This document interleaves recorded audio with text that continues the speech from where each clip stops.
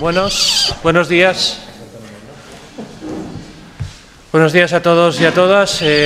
Gracias por vuestra presencia en este acto sobre el TTIP y CETA, la nueva Lex Mercatoria, que organiza Encuentros Complutense. Y la verdad es que hay que felicitar al coordinador de encuentros, a José Manuel García Vázquez, por organizar esto hoy.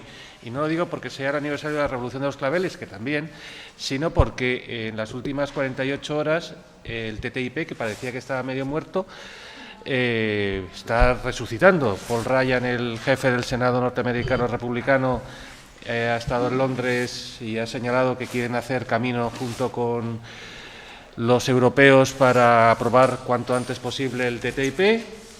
Schäuble, el ministro de Finanzas alemán, ha señalado que hay que volver a retomar el TTIP después, pero un TTIP más sencillo. Hoy tenemos a Cecilia Malmström, la comisaria europea, en Washington, hablando con Ross, el secretario de Estado de Comercio, para retomar las negociaciones del TTIP. Aquí es cierto que el presidente Trump ha necesitado una clase particular de derecho europeo, y dado que le planteó a Angela Merkel que quería tratados bilaterales de comercio, y Angela Merkel le explicó que el derecho europeo en la actualidad impide que cada uno de los estados asuma competencias, firme un tratado bilateral de comercio, por cuanto que las competencias son de la Unión. Y a partir de ahí, pues Trump, bien es cierto que dicen que le costó mucho entenderlo, dio el visto bueno a que se continuaran las negociaciones. Y todo esto en un contexto en donde el TPP famoso que Trump rechazó al comienzo, empieza a haber rumores en Estados Unidos de que lo quiere volver a retomar. Japón y México están lanzados a aprobarlo, y en Asia pues tenemos un tratado posiblemente el más importante numéricamente, que es el RCEP, que están impulsando China, la India y Japón, que también va a impulsar mucho este tipo de tratados comerciales. Por tanto, la nueva Lex Mercatoria, yo creo que es una forma suave de decir la Constitución Económica Mundial que en este momento se está intentando configurar a base de añadir tratados multilaterales de comercio. Para ello, para hablar del TTIP y del CETA y del resto de los tratados y qué suponen, pues me acompañan en la mesa tres personas. La verdad me siento un poco raro aquí en esta mesa, de científicos, y el único que no soy científico soy yo. Científico de los de verdad, quiero decir, científico social supongo que sí lo seré. Tenemos a mi derecha está Eva García Sempere, que es licenciada en Biología, que es diputada en el Congreso de los Diputados por Unidos Podemos, y es experta en desarrollo local y es coordinadora federal del área de medio ambiente de Izquierda Unida. A mi izquierda está Pedro Ramiro, doctor en Químicas por la Complutense y coordinador del Observatorio Multilateral de América Latina, y es colaborador del Tribunal Permanente de los Pueblos y miembro de la campaña global para desmantelar el poder corporativo y poner fin a la impunidad. Y a mi derecha, no quiero decir a mi extrema derecha, pero a mi derecha extrema, o al final de la mesa, está Samuel Martín Sosa, que es doctor en Biología por la Universidad de Salamanca y responsable internacional de Ecologistas en Acción. Y en el año 2009 dirigió el documental Marcha Atrás sobre el impacto de los vehículos 4x4, cofundador de Alianzas Europeas y es miembro del Consejo Nacional de Medio Ambiente. Así que creo... Empieza Pedro. Te doy la palabra. Bueno, gracias a todas, a todos por venir para hablar hoy aquí de tratados comerciales, de acuerdos como el TTIP y el CETA. A mí en esta primera intervención me toca más enmarcar estos tratados comerciales en el contexto de la arquitectura que hemos llamado de la impunidad. La arquitectura jurídica de la impunidad, ese ordenamiento jurídico global que favorece los intereses de las transnacionales en detrimento de los derechos humanos. ¿Vale? Lo he dicho así un poco rápido, ahora tendremos alguna oportunidad de ahondar un poco más en eso. Y luego tanto Eva como Samuel hablarán más específicamente de estos tratados y sus impactos sobre el medio ambiente y otras cuestiones. Bueno,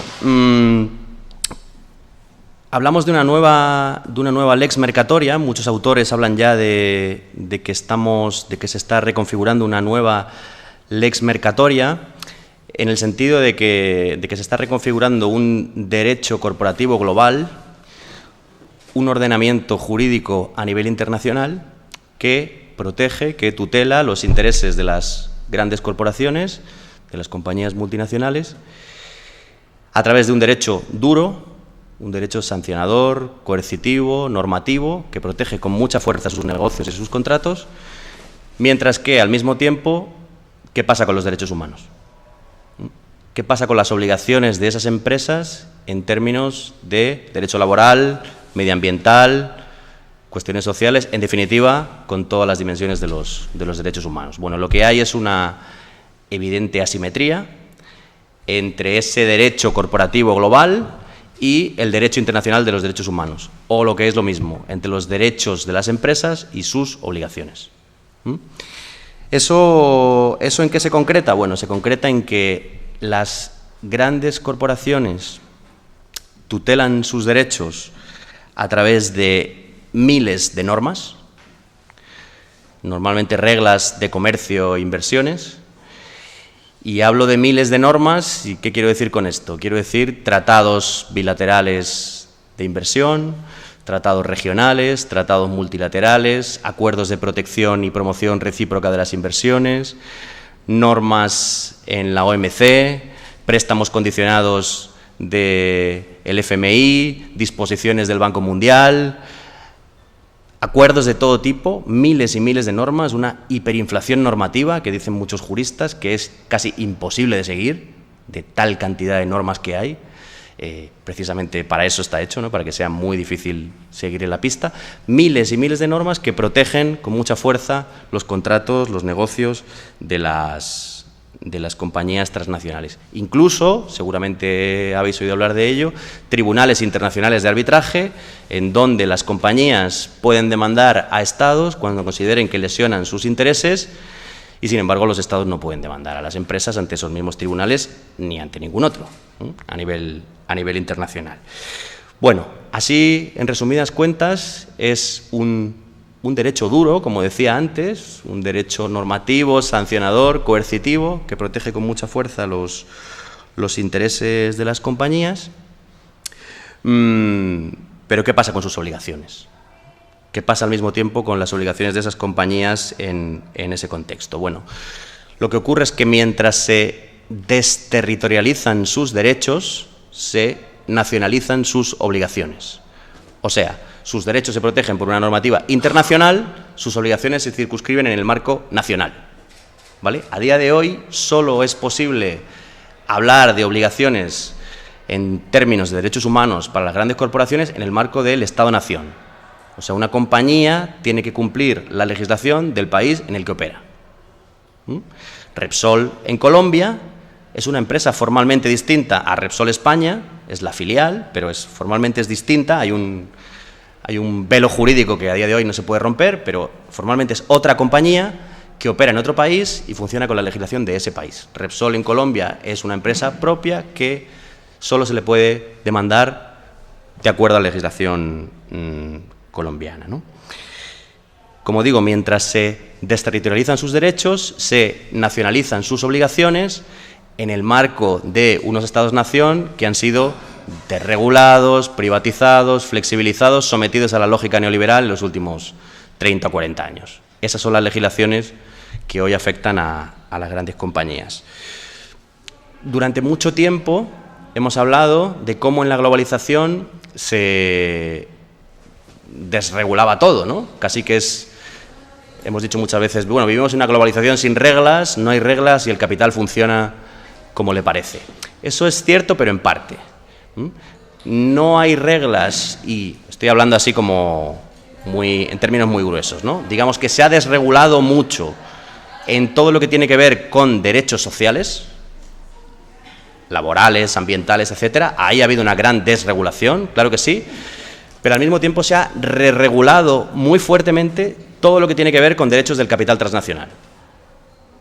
Es verdad que no hay casi reglas para proteger los derechos de los consumidores, de las trabajadoras, del medio ambiente, de los pueblos, de la naturaleza, pero hay miles y miles y miles de reglas, cada vez más, que protegen los intereses de las grandes compañías. Además de circunscribirse al Estado-nación, las obligaciones de las compañías, es verdad que hay un marco internacional de los derechos humanos que tendrían que respetar. Es verdad que existe un derecho internacional de los derechos humanos, con la Declaración Universal del año 48 y los sucesivos pactos y tratados que ha habido desde entonces a nivel internacional, que son vinculantes, por supuesto que sí, son vinculantes y los países que lo firman tienen que bajarlo a sus legislaciones nacionales, claro que sí, pero que la práctica es frágil. El derecho internacional de los derechos humanos, que debería ser vinculante, en la práctica es manifiestamente frágil, porque no tiene instancias, mecanismos, órganos de ningún tipo para hacer control y seguimiento de esos textos, de esas declaraciones. En la práctica, dicho en términos muy gruesos, es poco menos que papel mojado. Existe, debería ser vinculante, pero no se cumple y tampoco parece pasar demasiado. Y además de eso, viendo que ha habido críticas a las actividades de las grandes corporaciones en todo el mundo por sus impactos socioambientales y a todos los niveles, y tratando de contrarrestar las críticas de que la lógica nacional, la legislación nacional se queda corta, que el derecho internacional de los derechos humanos es frágil, las grandes multinacionales ponen en marcha desde hace 20 años el paradigma de la responsabilidad social corporativa. Un derecho blando, un pseudoderecho o incluso un no derecho, como dicen muchos juristas, basado en la voluntariedad, la unilateralidad y la no exigibilidad jurídica. O sea, son acuerdos voluntarios que las propias compañías deciden qué van a firmar, cuándo lo van a firmar, cómo lo van a hacer y quién lo va a vigilar. Entre paréntesis, normalmente compañías privadas, auditoras, pagadas por esas mismas empresas, son las que suelen auditar sus códigos de conducta. Y sobre todo es no exigible jurídicamente. No se puede demandar a ninguna empresa ante ningún sitio por incumplir sus programas de responsabilidad social. Pues porque por definición son voluntarios. Se articulan en teoría como un plus normativo. O sea, las empresas dicen, estamos cumpliendo la ley y además de que cumplimos la ley, hacemos unos códigos de conducta voluntarios pues porque queremos ir más allá de la ley. En la práctica, aunque suene un poco fuerte, vemos muchos ejemplos todos los días, no están cumpliendo la ley, ni en los países de destino, ni tampoco en los países de origen, que decir de múltiples casos que están saliendo todos los días aquí sobre empresas españolas, multinacionales españolas, multinacionales públicas, como el canal de Isabel II, por ejemplo, estos días, ¿no? Y como digo, es sobre todo el triunfo, una vez más, del paradigma de la autorregulación empresarial. La responsabilidad social corporativa no es otra cosa que un discurso más refinado y mejor articulado para volver a el paradigma de la autorregulación empresarial, de la buena voluntad de las grandes compañías para autorregularse. Bueno, eso, que seguramente nunca ha funcionado, se hace aún más patente su fracaso desde el desastre o crimen, podríamos decir, sin temor a equivocarnos, del Rana Plaza. Justo ayer se cumplían 4 años del derrumbe del Rana Plaza en Bangladesh, ¿sabéis? Más de 1.100 muertos, obligadas a trabajar, muchas de ellas, en su mayoría mujeres, que fueron obligadas a trabajar en un edificio que no cumplía las condiciones de ningún tipo para poder trabajar allí y que se cayó a pesar de que las trabajadoras ya estaban avisando de ello, y en donde se producía ropa para las grandes marcas internacionales, entre ellas españolas como El Corte Inglés o Mango. Claro, la buena voluntad empresarial y esa autorregulación, cuando hay desastres tan brutales como este, donde murieron más de 1.000 personas y 2.000 heridos, pues bueno, se pone en cuestión. No digamos ya con el caso Volkswagen, por ejemplo, hace 2 años. Una de las empresas más reconocidas por su responsabilidad ambiental tenía un fraude sistemático, planificado y organizado para trucar los motores de millones de coches y hacer ver que sus emisiones de gases contaminantes eran menores de los que en realidad eran.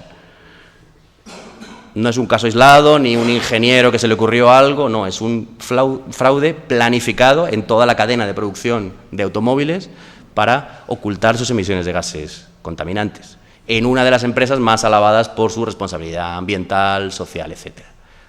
Bueno, la idea es que no son casos aislados, sino que forma parte de una lógica de operación en el mundo global, ¿no? Hablamos, en definitiva, de una asimetría normativa, de una asimetría en términos legales, en términos regulatorios, entre derechos de las grandes compañías y obligaciones. Un ejemplo, el caso de Repsol en Argentina. Cuando el gobierno argentino de Cristina Fernández, entonces, en 2012, decide nacionalizar la filial de Repsol en Argentina, YPF, mandatada, por cierto, por su Constitución. La Constitución argentina permite nacionalizar empresas en sectores estratégicos cuando el interés general así lo requiera, cosa que también contempla la Constitución española, por cierto, en el artículo 128. Cuando el gobierno argentino pone en marcha la expropiación o nacionalización de YPF, Repsol responde con toda la arquitectura de la impunidad, toda la fuerza de la lex mercatoria. Pone una demanda en Argentina ante tribunales ordinarios, pone otra en Madrid, pone otra en Nueva York, porque Repsol cotizaba en la bolsa de Nueva York, pone otra ante el Tribunal de Arbitraje del Banco Mundial, el CIADI, el Centro Internacional de Arreglo sobre Diferencias en Inversiones, un tribunal de arbitraje privado que está en el seno del Banco Mundial. El gobierno español le apoya con diplomacia, con amenaza de sanciones comerciales a Argentina, la Unión Europea también. Bueno, todos los mecanismos a su disposición para favorecer a la empresa.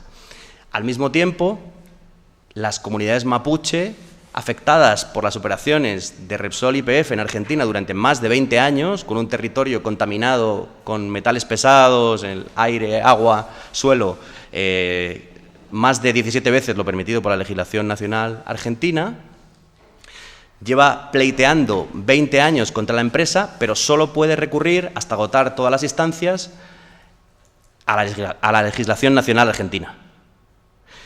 Es verdad que hay algunas posibilidades en la Corte Interamericana de Derechos Humanos y algunas posibilidades a nivel internacional, pero para poder recurrir a esas posibilidades internacionales, que son pocas y difíciles, primero tiene que agotar todas las vías en Argentina. Mientras la empresa se salta todo eso y va directamente a tribunales internacionales de arbitraje, demanda en diferentes países a la vez, etcétera, etcétera, ¿no? Una asimetría que creo que se ve bastante bien con este caso. Bueno, en esto, y ya vamos a los acuerdos comerciales, que es un poco lo que nos ocupa hoy, los actores fundamentales para impulsar esa lex mercatoria, en primer lugar, por supuesto, son las empresas transnacionales, claro que sí, que están a través de sus lobbies, asociaciones empresariales y a través de la puerta giratoria político-empresarial, o diríamos ya casi más que una puerta giratoria, es una cama redonda, es un mismo espacio donde operan políticos y empresarios, no existe ya tanto esa separación entre lo público y lo privado, eso es un poco una ficción que no existe en términos reales, es una élite, una minoría, como queramos llamarle, el término que queramos, un reducido número de personas que ostentan el poder político-empresarial y que van tomando decisiones en favor de sus intereses privados. Pero toda esa arquitectura internacional no habría sido posible sin contar con los estados, sin duda, los estados de origen y los estados de destino. No solo las empresas transnacionales, sin los estados no habrían podido reforzar esa arquitectura de la impunidad, principalmente los estados centrales de los países del centro, del norte, los países ricos, como queramos llamarle, ¿no? La Unión Europea, Estados Unidos, Japón, etcétera. Pero también los estados destino que o bien, bueno, han aceptado esa lógica porque también eran gobiernos neoliberales y también, pues, digámoslo así, se llevaban su parte o eran gobiernos corruptos, o porque, aunque no quisieran aceptarla, se han visto obligados a hacerlo por la presión de la deuda, sanciones comerciales, bloqueos, etcétera, etcétera, ¿no? Y también es fundamental ahí el concurso de los organismos internacionales. Organismos internacionales como el Banco Mundial, el Fondo Monetario Internacional, la Organización Mundial del Comercio, la Unión Europea, el Banco Central Europeo, etcétera, ¿no? Instituciones internacionales que son fundamentales también para implementar toda esa rosca de la lex mercatoria. Porque, claro, cuando hablábamos, seguro que esto muchos lo conocéis, cuando hablamos de demandas de las empresas ante tribunales internacionales de arbitraje contra muchos estados, eso es porque en los tratados comerciales de los que hablábamos antes, en esas miles de normas que conforman la lex mercatoria, siempre hay cláusulas en las que se dice que en caso de disputas inversor-Estado, en caso de controversias inversor-Estado, así le llaman muchas veces, el mecanismo de resolución son los tribunales internacionales de arbitraje. O sea, volviendo al mismo ejemplo de antes, Repsol puede demandar a Argentina ante el CIADI, ante el Tribunal de Arbitraje del Banco Mundial, porque hay firmado un acuerdo de protección y promoción recíproca de las inversiones entre España y Argentina en el año 90 y tantos, 92 creo que es, ¿vale? Y en ese acuerdo de protección de las inversiones hay una cláusula que dice, en caso de disputas inversor-Estado, la empresa podrá demandar al Estado ante tribunales internacionales de arbitraje. Bueno, eso está en la inmensa mayoría de los tratados de libre comercio, que así se llaman habitualmente, que de libre no tienen nada, ¿no? No es un libre intercambio entre partes iguales. Preferimos llamarle tratados comerciales, acuerdos de inversión, etcétera, que es lo que son, ¿no? No tanto de libre comercio. Y ahí, en ese marco, en esa arquitectura global de la impunidad, es donde están los tratados, que así le llaman, los tratados de última generación, los nuevos, renovados tratados comerciales como el que está negociando la Unión Europea con Estados Unidos, el TTIP, el CETA, que es el que se ha negociado ya con Canadá, que ya ha sido aprobado por el Parlamento Europeo y está pendiente de su ratificación por los parlamentos nacionales. Aquí en España se va a votar en breve en el Congreso de los Diputados.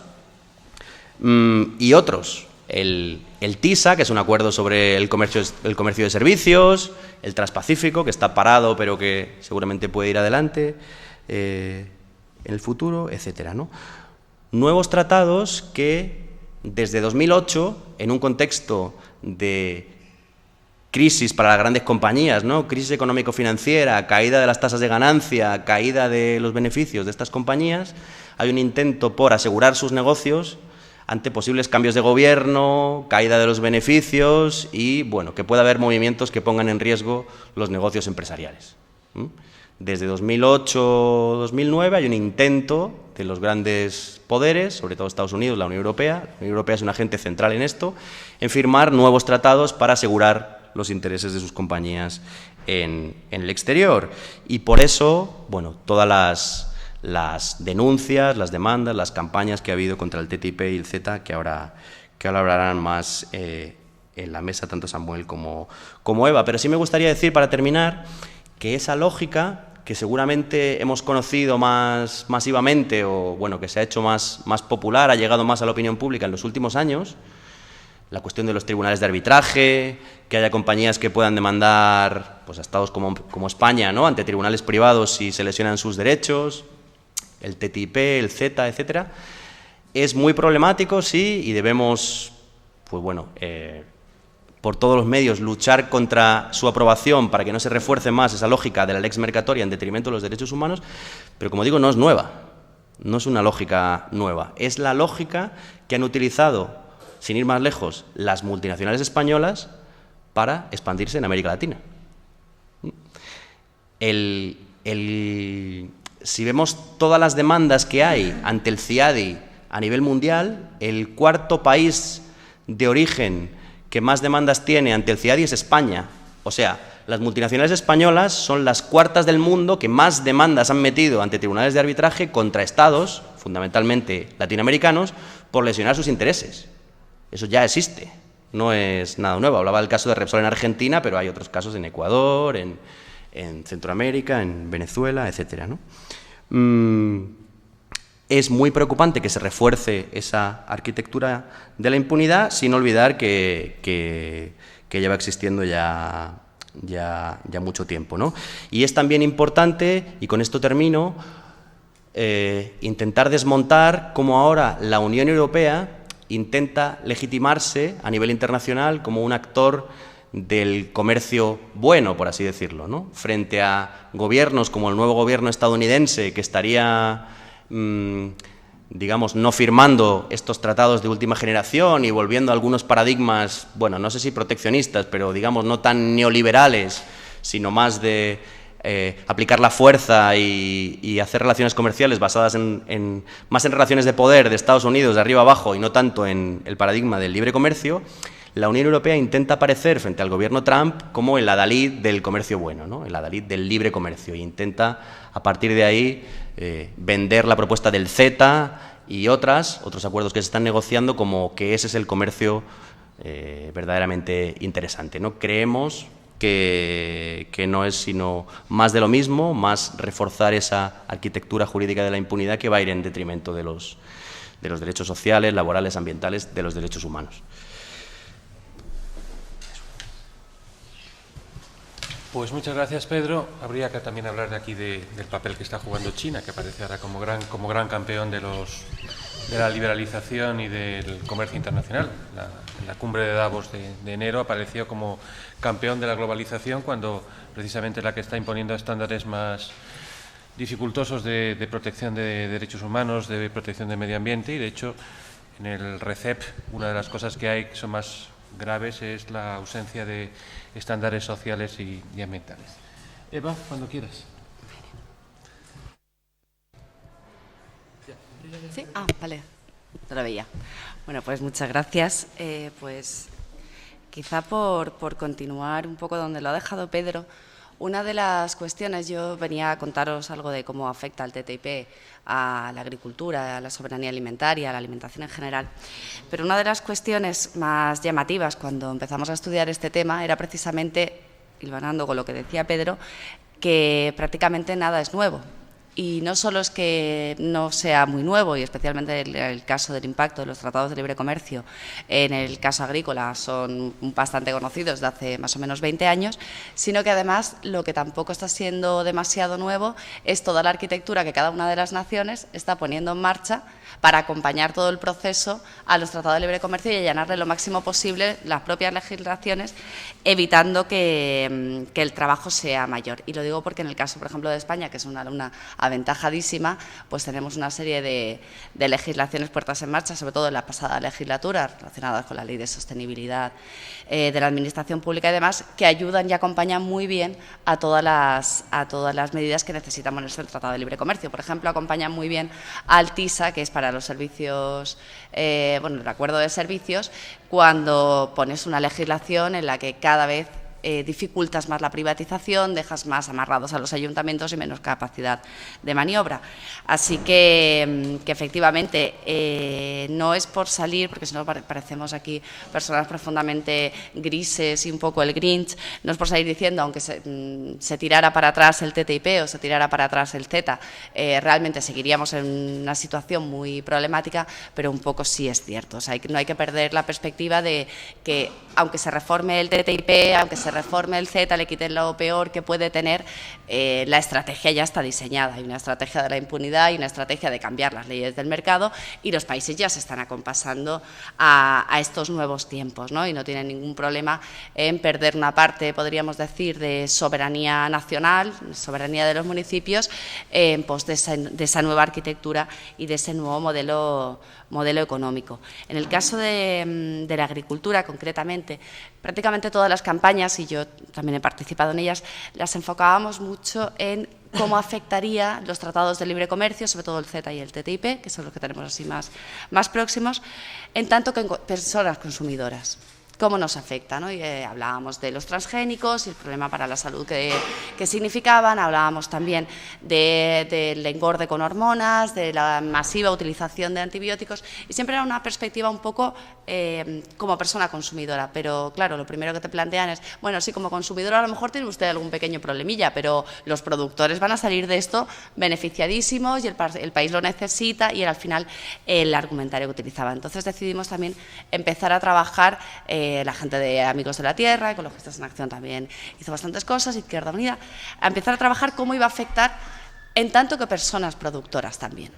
Porque la otra parte nos quedaba más o menos clara, pero cómo afectaría como personas productoras y cómo afectarían a las personas que trabajan en el campo, más allá de que sean productores, que vivan en el mundo rural, en tanto que trabajadores. Y queríamos ver una cuestión también fundamental, que es qué punto de partida había. Porque también se habla bastante de cómo ha afectado los tratados de libre comercio, sobre todo el último que tomábamos de referencia, que era Estados Unidos-México, cómo afectaba a México, lo tenemos, además su nivel de partida era bastante peor. Tenemos muy estudiado cómo le afectó a la población mexicana y a lo mejor algo menos cómo afectaba a la norteamericana. Y la cuestión es que la situación de partida es verdad que es muy desigual. El sector agrario en Estados Unidos está bastante más protegido que el sector agrario europeo en general y, desde luego, infinitamente más que el español.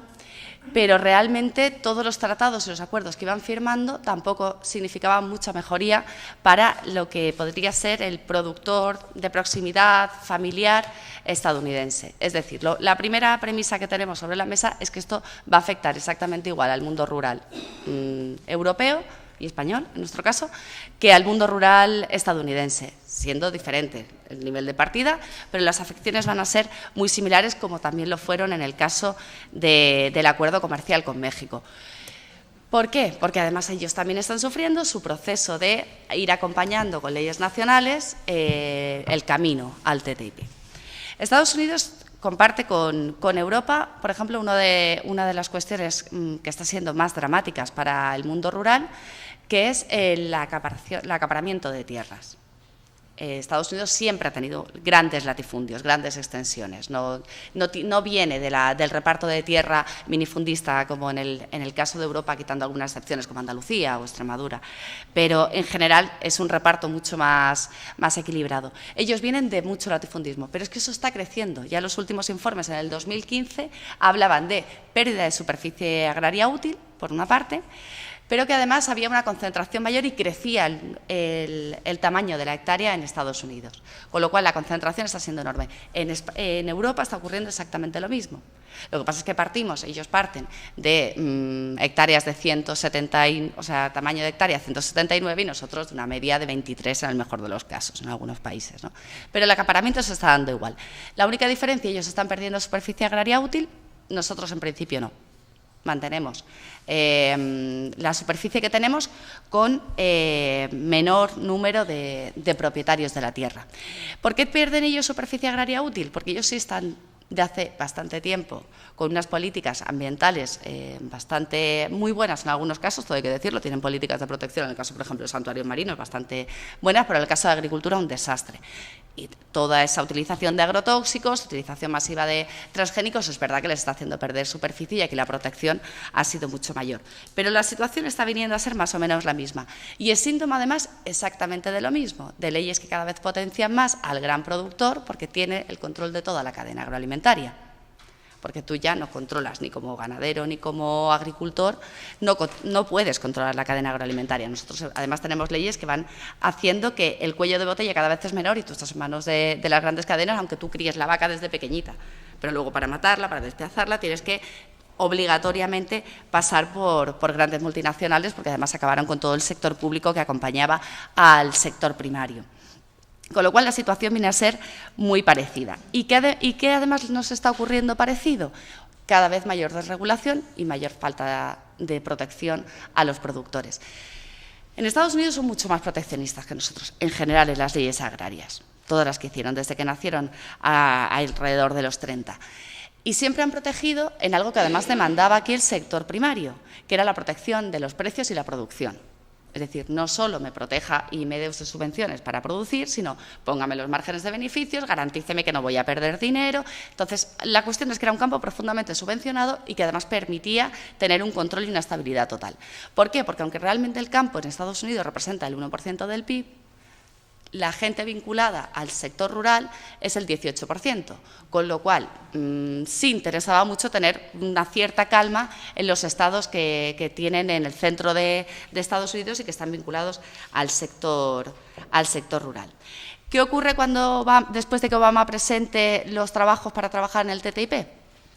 Que al año siguiente pone sobre la mesa la Farm Bill, que es como su equivalente a nuestra PAC, más o menos, su política agraria, en nuestro caso común, y para ellos la Farm Bill, la política agraria. Y en esa política agraria empieza a cambiar algunas cuestiones. Por ejemplo, el nivel de protección ya no es el mismo, empiezan a plantear que hay que desregular, por ejemplo, el sector más regulado que tenían, que era el sector lácteo, lo sacan y empiezan a plantear que ya no hace falta regular tantísimo la producción, que los márgenes de beneficio se pueden hacer de manera voluntaria a través de aseguradoras, e introduce el elemento de la aseguradora. En vez de directamente yo le pago al productor o a la productora por las pérdidas que haya tenido en función de lo que creían que iba a ganar, lo que les digo es que tienen que asegurarse. Y a través de una aseguradora privada a la que yo le meto dinero público, se podrán mantener esos márgenes de beneficios, pero todo irá a través de la privada. O sea, una desregulación, una flexibilización, una externalización del libro.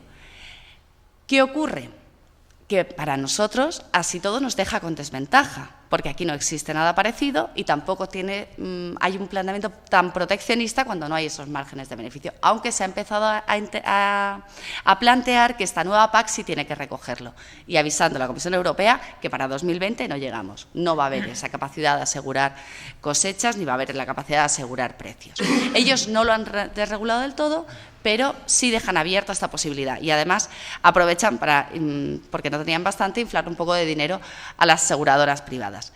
Y introducen otro elemento que hasta ahora tampoco se había tocado jamás en Estados Unidos, que era la compra pública y la contratación pública. Es de los países que mayor nivel de contratación y de compra pública tienen local, o sea, de los productores suyos propios, de prácticamente todo el mundo.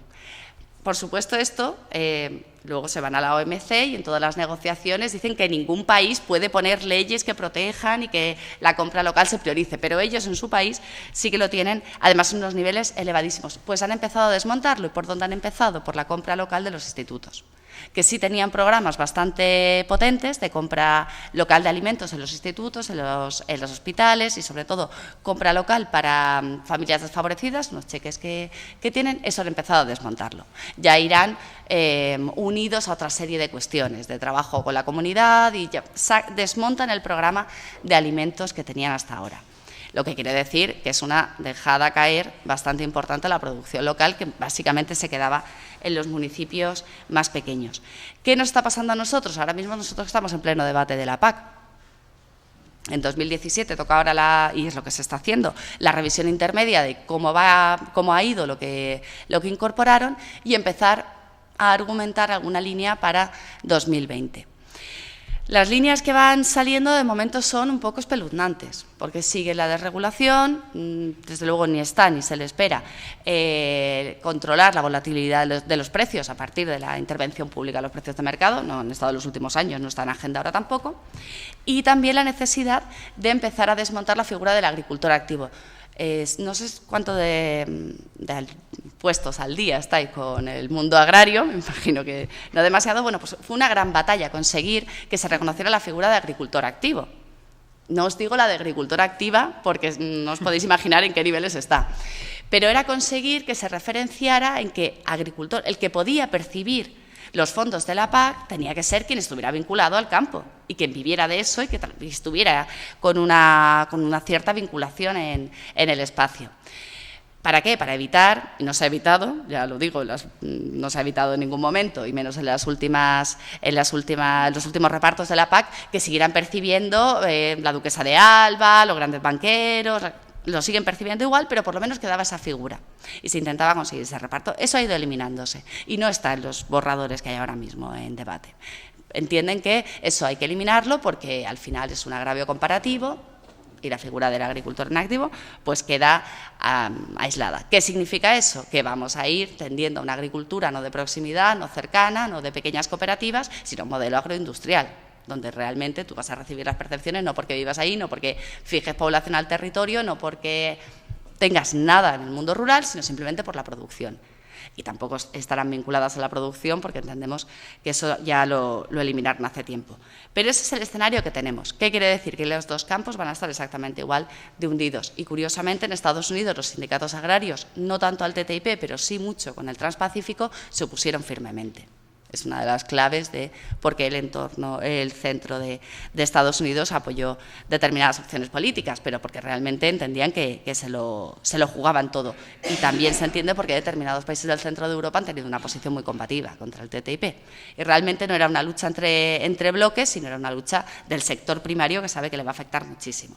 Y le va a afectar muchísimo, ya os digo, no solo en la preocupación de salud, que la tendrán también, sino la preocupación de cómo va a enfrentarse realmente a un acuerdo comercial para el que no están preparados y que va a traer unas consecuencias tremendas. Y uno de los puntos que me gusta resaltar mucho, porque va a ser uno de los sectores que peor lo va a pasar, la mujer en el mundo rural, en el caso europeo en general y en el caso de España, está en una situación verdaderamente lamentable, porque la ley de cotitularidad que se puso en el 2011, que tenía que servir para que las fincas y las explotaciones pertenecieran a las parejas, prácticamente no ha tenido ningún impacto. Estamos hablando de que no ha llegado a las 200 solicitudes. Están 198, prácticamente todas en Castilla y León. No ha llegado prácticamente a ningún sitio. Los trámites burocráticos son larguísimos, cada comunidad autónoma la aprobó cuando quiso y como quiso. De hecho, algunas, en este caso la Comunidad de Madrid, no tiene transferida la ley de cotitularidad, con lo cual es que no se puede ni siquiera solicitar. Y estamos hablando de que son mujeres que en general ya están en una situación muy desventajosa, que suelen ser propietarias, en general son propietarias de menos del 30% de la tierra, eso es en el espacio europeo una constante, pero que son propietarias de las tierras más marginales, el 61% más o menos suelen tener. ¿Qué es lo que ocurre? Si van desmontando la PAC y las ayudas para fijación al territorio, para producción local, para apoyar esas pequeñas explotaciones, adivinad cuál van a ser las primeras en caer. Con lo cual, la incorporación, la aprobación del TTIP y el CETA va a tener las primeras víctimas, que van a ser las mujeres que ahora mismo ya tienen muchísimos más problemas para sobrevivir en el campo. Y sobreviven en las zonas más marginales, que esto ya supongo que lo contará Samuel, vinculado a la protección de territorios, protección del paisaje y protección de determinados recursos, que son al final ellas las que se quedan básicamente. Pero ¿qué más? No sé ni cómo voy de tiempo, pero tiendo a enrollarme mucho. Vale. Vale. Algunas de las otras cuestiones que se ponen sobre la mesa, por ejemplo, el caso de los transgénicos, la de la afectación, más allá de lo que ocurra con salud, que digo, ahí siempre tiene que ir el principio de precaución y a ver qué es lo que ocurre. El problema al que se van a encontrar, y por lo que muchos, otros no, pero muchos agricultores y agricultoras, incluso en algunos casos los propios sindicatos agrarios se oponen, es porque saben que junto con la entrada de los transgénicos, y como ha pasado en otros países de América Latina, van la entrada de las leyes de regulación de semillas. Porque ya no es un problema solo de transgénicos. El problema de los transgénicos es que te deja abocado a que todos los años vas a tener que estar comprando de nuevo las semillas, el paquete agrotóxico, y te vas a ver muchísimo más comprometido porque no vas a tener unos recursos para enfrentar las cosechas siguientes que tú puedas controlar, porque tienes que comprarlos. El problema es las leyes de semillas que vienen también aparejadas a eso. Para proteger la calidad de los transgénicos y de los que no son transgénicos, pero son semillas mejoradas por las grandes multinacionales de la agroindustria, incluyen leyes como, por ejemplo, la famosa, y que además fue muy sonada, colombiana, la 970 creo que es, que lo que plantea es que ya no se puede intercambiar, no se pueden guardar, no se pueden compartir, no puedes hacer nada que no tenga una transacción comercial detrás. ¿Eso qué significa? Que sobre todo las pequeñas explotaciones, que ahora mismo guardan sus semillas, las comparten y se las redistribuyen, se van a ver abocadas a hacerlo y que encima les sancionen, o no hacerlo y tener que ir comprando todos los años las semillas, que además bajo un paraguas, porque la ley es para verla, bajo un paraguas de esto lo hacemos por vosotros, porque no veas la calidad como mejora, tengan que estar todos los años endeudándose, porque si la cosecha no viene bien es endeudarse, o dejando gran parte de sus ganancias en las grandes multinacionales que les compren esto. Pero además con un problema añadido. El problema de la entrada masiva de transgénicos, especialmente, sobre todo aquellos que no tienen ningún tipo de variabilidad, no hay manera de que entren, es que nos van dejando cada vez acotados más a 3, 4, 5 tipos de alimentos de los que básicamente nos nutrimos nosotros. Es lo que está pasando ahora con los cereales. Básicamente son 4 tipos de cereales en los que nosotros basamos nuestra alimentación: el arroz, el maíz, el trigo y creo que el centeno, el mijo, pero vamos, 4. En el caso de las hortalizas también, si vamos a cualquier supermercado habrá 1000 tipos de cosas, pero al final hay tomate cherry, tomate Daniela y para usted de contar, ahora mucho RAF, pero vamos, es una novedad hace tiempo. Son muy pocos productos. ¿Qué es lo que ocurre? Aparte de la pérdida de identidad cultural que tenemos, porque perdemos parte de nuestra identidad gastronómica, es que la variabilidad es mucho mayor, o sea, la variabilidad es mucho menor, con lo cual una plaga, un cambio climático como tenemos ahora mismo o cualquier cambio de esta índole que pueda haber, nos deja muchísimo más desprotegidos, porque si yo tengo 7, ya me quedan 2 minutos, 7 especies, lo que tengo ahora mismo es una nula capacidad, si solo tengo 7 especies. Y si caen 2, que es lo que estaban avisando desde el Instituto de Cali, Colombia, si se nos caen las cosechas de 2 de las especies que forman nuestra nutrición básica, estamos hablando de que en menos de un año tenemos una crisis alimentaria global brutal. Y sin capacidad, además, de maniobra, porque si tú tienes mayor variabilidad, puedes potenciar una especie y no otra. Pero si no la tienes y solo tienes una, sabes que te va a durar lo que te va a durar. Y madre mía, como me he liado con esto, bueno, pues algunas otras cuestiones, y sí me gustaría igual señalar más adelante, en las que nos vamos a encontrar con verdaderos problemas, es para conseguir hacer real algo que además la propia ONU ha aprobado, que ha aprobado Naciones Unidas, ha aprobado la FAO y Naciones Unidas, que es hacer real el derecho a la alimentación. Existe un problema real de abastecimiento de alimentos, no de producción de alimentos, pero sí de abastecimiento de alimentos, y con la entrada en vigor de los tratados de libre comercio lo que vamos es a profundizar todavía más esa brecha. ¿Cómo? Desmontando los mercados locales, que serían los únicos que realmente podrían abastecer de alimentos a la población y que además tienen mayor variabilidad genética, con lo cual enfrentan en algunos casos mucho mejor los cambios climáticos, y que además es un sector que fortalece, porque por una parte abastece de alimentos a una población a un precio razonable que pueden pagar, pero además es que esas mismas comunidades rurales pueden sostenerse. Al escenario que vamos es un escenario muy a la mexicana, que es: yo te inundo el mercado desde Estados Unidos con productos muy subvencionados, te desmonto el mercado local, te desmonto a los productores, y es lo que ha pasado en menos de 15 años, te conviertas en un país netamente importador de productos porque no eres capaz de recuperar esos mercados. A esto ya se está llegando. El problema es que con los tratados de libre comercio estamos acelerando muchísimo más el proceso y evitando poner ninguna medida correctora. Y ya lo voy a dejar. Muchas gracias, Eva. La verdad es que los problemas de alimentación, los problemas de agricultura, la conexión entre agricultura y salud, que lo has mencionado menos, son bien importantes, creo que en mi opinión muy graves. Los problemas que está habiendo con el Código Alimentario y cómo se está transformando la regulación del Código Alimentario y sustituyendo lo que era un estándar mínimo por lo que es un estándar máximo.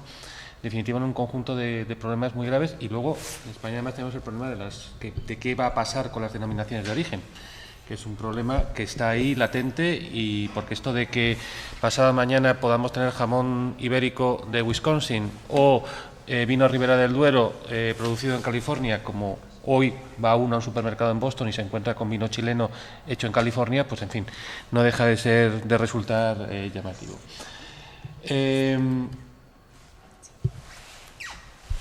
Ahora va a terminar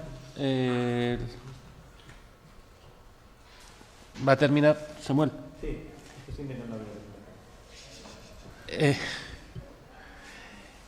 Va a terminar Samuel esta primera ronda. Luego, si os parece, hacemos un pequeño coloquio entre los tres y con las intervenciones vuestras, que seguro que serán bien recibidas. ¿Sí? ¿Está ya? Estás. Vale. Bueno, gracias. ¿Qué ha pasado? Se ve.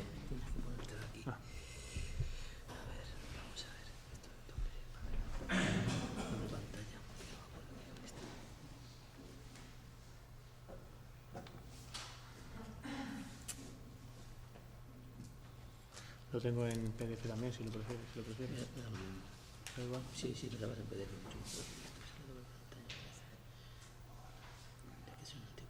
Bueno, si quieres en PDF, vale. Pues yo estoy viendo esta pantalla. Vale, entonces lo cerramos. Lo que pasa es que tampoco sé cómo se pone en pantalla completa en PDF, pero bueno. A ver. Disculpad, ¿eh? Esto cómo se enviaría, pero no sé cómo se pone en pantalla completa. A lo mejor aquí en esta menú. ¿Dónde estás? Pues yo tampoco lo veo. A ver, nos hemos quedado sin... A lo mejor es en ese menú. No, ahí no. No, ahí no, ya lo he probado yo antes. ¿Mira ese menú de ahí? Configuración. Bueno, si no lo dejamos... Más que otra cosa. ¿No? Ahora no se está viendo tampoco por ahí, ¿eh?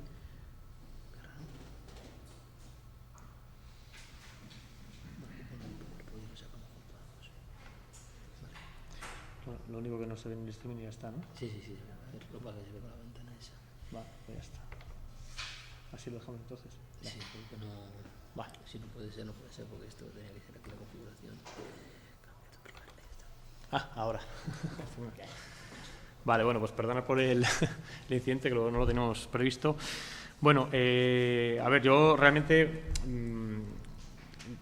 tenía la intención de hablar sobre los impactos de estos tratados, en particular el TTIP, sobre el clima, el medio ambiente. En realidad, lo primero que hay que decir es que lo que podemos dar son unos trazos muy, muy gruesos, porque, como sabéis, la transparencia no ha sido la nota dominante en todo el proceso de negociación de estos tratados.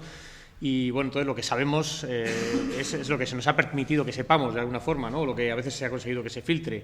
Tampoco, por otro lado, se han hecho desde instancias oficiales análisis serios y detallados de qué impactos ambientales, aunque sea con cifras oficiales, digamos, se van a derivar de estos tratados. Así, por ejemplo, se dan estimaciones de cuánto van a aumentar las exportaciones en un lado y en otro del Atlántico. Se habla de entre el 20 y el 30%. Sin embargo, no se da un análisis o no se contabiliza el aumento de emisiones de CO2 que van a ir asociadas a esas exportaciones, ¿no? Por tanto, insisto, los peligros ambientales que nosotros denunciamos los inferimos a partir de la información que tenemos, de lo que ha pasado también en otros tratados, y bueno, pues a veces también comparando el marco legal a ambos lados del Atlántico, en determinados aspectos, pues asumiendo que va a haber un proceso de armonización normativa, digamos, un patio de juego común, un terreno de juego común para ambos lados del Atlántico, pues ver quién saldría perdiendo en según de qué políticas ambientales hablemos. En cualquier caso, sí que, por ejemplo, el apartado energético, que es un apartado muy importante y del que sí que se conoce algo de información, digamos, permite, por ejemplo, inferir impactos en el terreno del cambio climático, ¿no? En cuanto al cambio climático, yo creo que podemos decir claramente que acuerdos como el TTIP y el CETA van a agravar el cambio climático. ¿Por qué digo esto? Bueno, por varias cosas, ¿no? En primer lugar, por la propia dicotomía comercio internacional-clima, ¿no? Es decir, hay que entender que el comercio internacional genera emisiones de CO2. Esto es una cosa que parece una perogrullada, pero a veces se pasa por encima de esto, ¿no? Se pasa de puntillas. Es decir, el comercio internacional son contenedores que viajan y eso no se puede desmaterializar. El 70% del comercio internacional se produce en barcos, en grandes contenedores, y eso son emisiones de CO2. El aumentar esas rutas que aparecen ahí en ese mapa son más emisiones de CO2. A lo mejor hay gente que puede pensar a priori que esto es una exageración y que realmente esto no será para tanto, pero realmente hay que decir que las emisiones del transporte marítimo internacional y de la aviación internacional son emisiones que a día de hoy no se le imputan a nadie. Es decir, son un agujero en la contabilidad de las emisiones. Y, sin embargo, tienen una contribución muy significativa al total de las emisiones mundiales, ¿no? Actualmente tienen unas emisiones que superan las de Reino Unido y Alemania juntas. Es decir, que si fuera un país estaría en el top 10 de los emisores. Claro, esto es una cosa que sin embargo, es un aspecto que no se ha abordado hasta ahora durante los 26 años de negociaciones climáticas. Este aspecto no se ha regulado. En el Acuerdo de París tampoco se reguló, se quedó fuera. Y, evidentemente, esto no ha sido un despiste, ¿no? Es un sector que ha crecido muchísimo en las últimas décadas de la mano de los procesos de globalización económica. Han crecido al mismo ritmo, por decirlo de alguna forma, mientras en el periodo entre 1990 y 2010 las emisiones asociadas a toda la economía global crecieron un 40%, el sector de la aviación marítima, de la aviación internacional y de la navegación marítima internacional creció un 80%. Algunas estimaciones hablan de que en 2050, en un escenario tendencial de business as usual, habrá aumentado ya un 270%. Hay un informe muy significativo del Parlamento Europeo que habla de que para 2050, para esa fecha, sí el sector sigue sin regularse, será responsable de casi el 40% de las emisiones mundiales. Es decir, estamos hablando de una burrada de sector que tiene una contribución fundamental en el problema climático y que, sin embargo, como digo, está fuera de las negociaciones climáticas. ¿Por qué está fuera de las negociaciones climáticas? Bueno, pues porque realmente, lamentablemente, no hay otra forma de reducir sustancialmente las emisiones de estos sectores si no se reduce radicalmente su actividad. Es decir, no hay forma de mitigar esto. Es decir, hay que reducir el comercio internacional para reducir las emisiones de estos sectores. Eso no se puede hacer porque es tocar el comercio, y el comercio va antes que el clima. Y no es una cosa que diga yo, ¿no? Es una cosa que dice el propio texto del Convenio Marco de Naciones Unidas para el Cambio Climático, ¿no? Que, como veis ahí en el artículo 5, viene a decir que las medidas adoptadas para combatir el cambio climático, incluidas las unilaterales, no deberían constituir una restricción encubierta al comercio internacional. Esto es un poco como lo que comentaba Pedro antes, ¿no? Digamos, el comercio sería la ley dura, ese entramado normativo, y digamos que ese derecho blando, esa parte, la parte más social, ambiental de la conducta, se relega al voluntarismo, ¿no? Pues realmente en este sentido se puede hacer la equiparación al comercio versus el clima, ¿no? Los tratados comerciales son claramente van por delante, y si no los cumples tienes una serie de sanciones, como nos han venido contando. Los tratados climáticos se basan en el voluntarismo.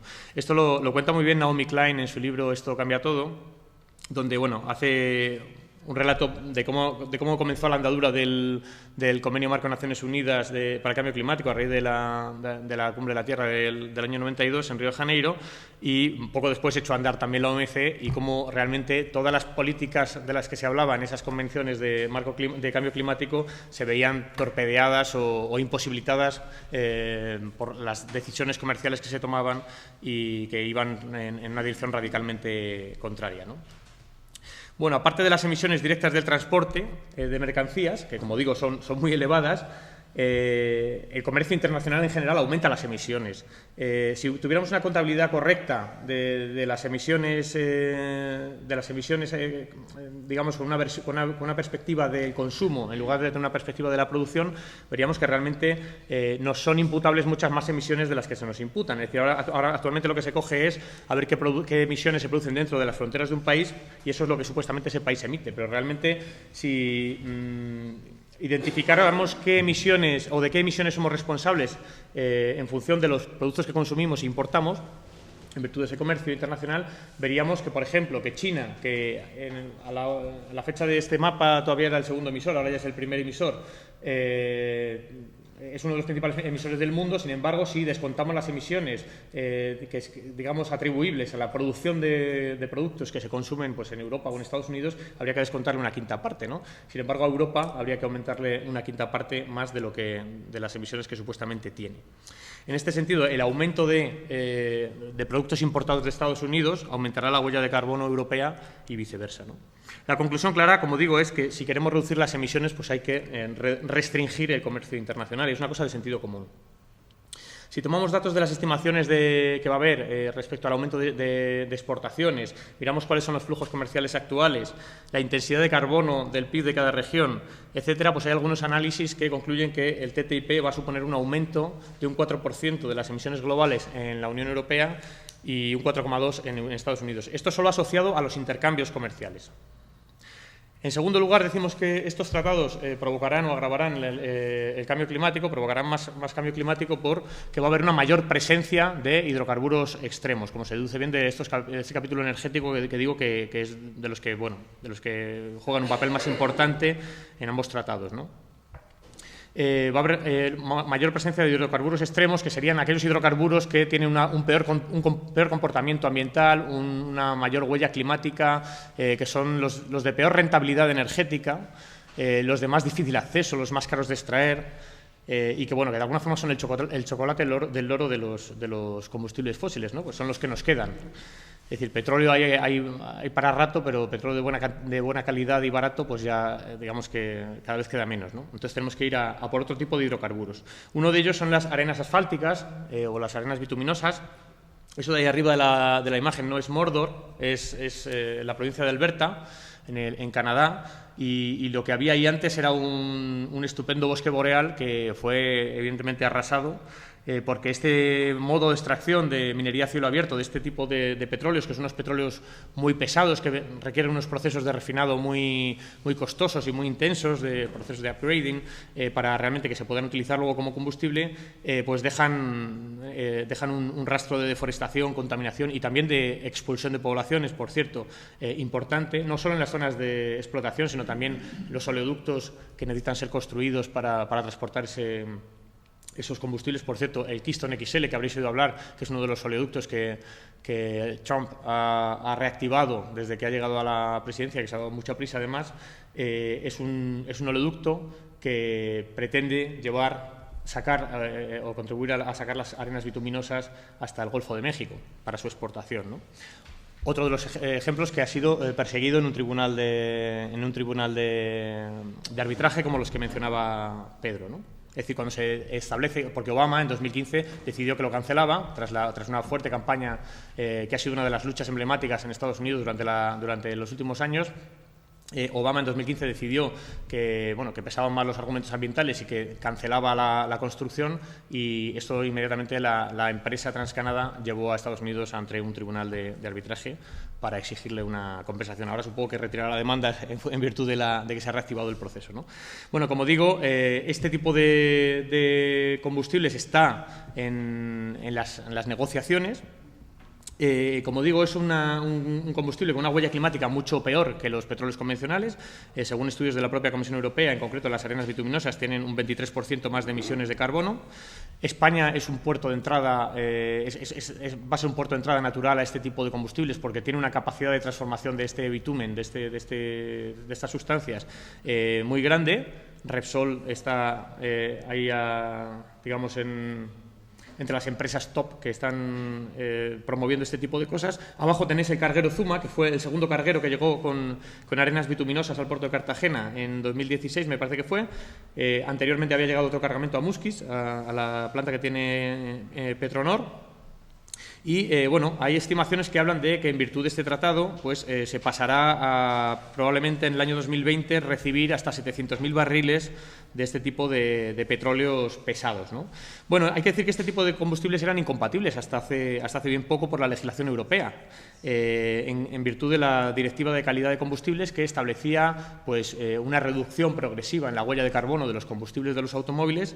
Había que, me parece, que ir reduciendo la huella de carbono un 1% anual hasta el año 2020. Sin embargo, al calor de las negociaciones del CETA, el Gobierno de Canadá hizo un lobby brutal, una campaña internacional poniendo todo el peso de la diplomacia al servicio de esta campaña,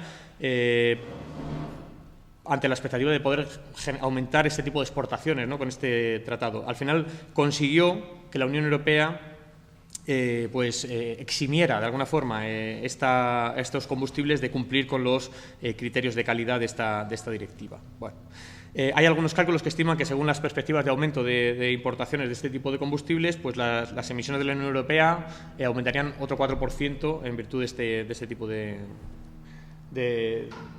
combustible, ¿no?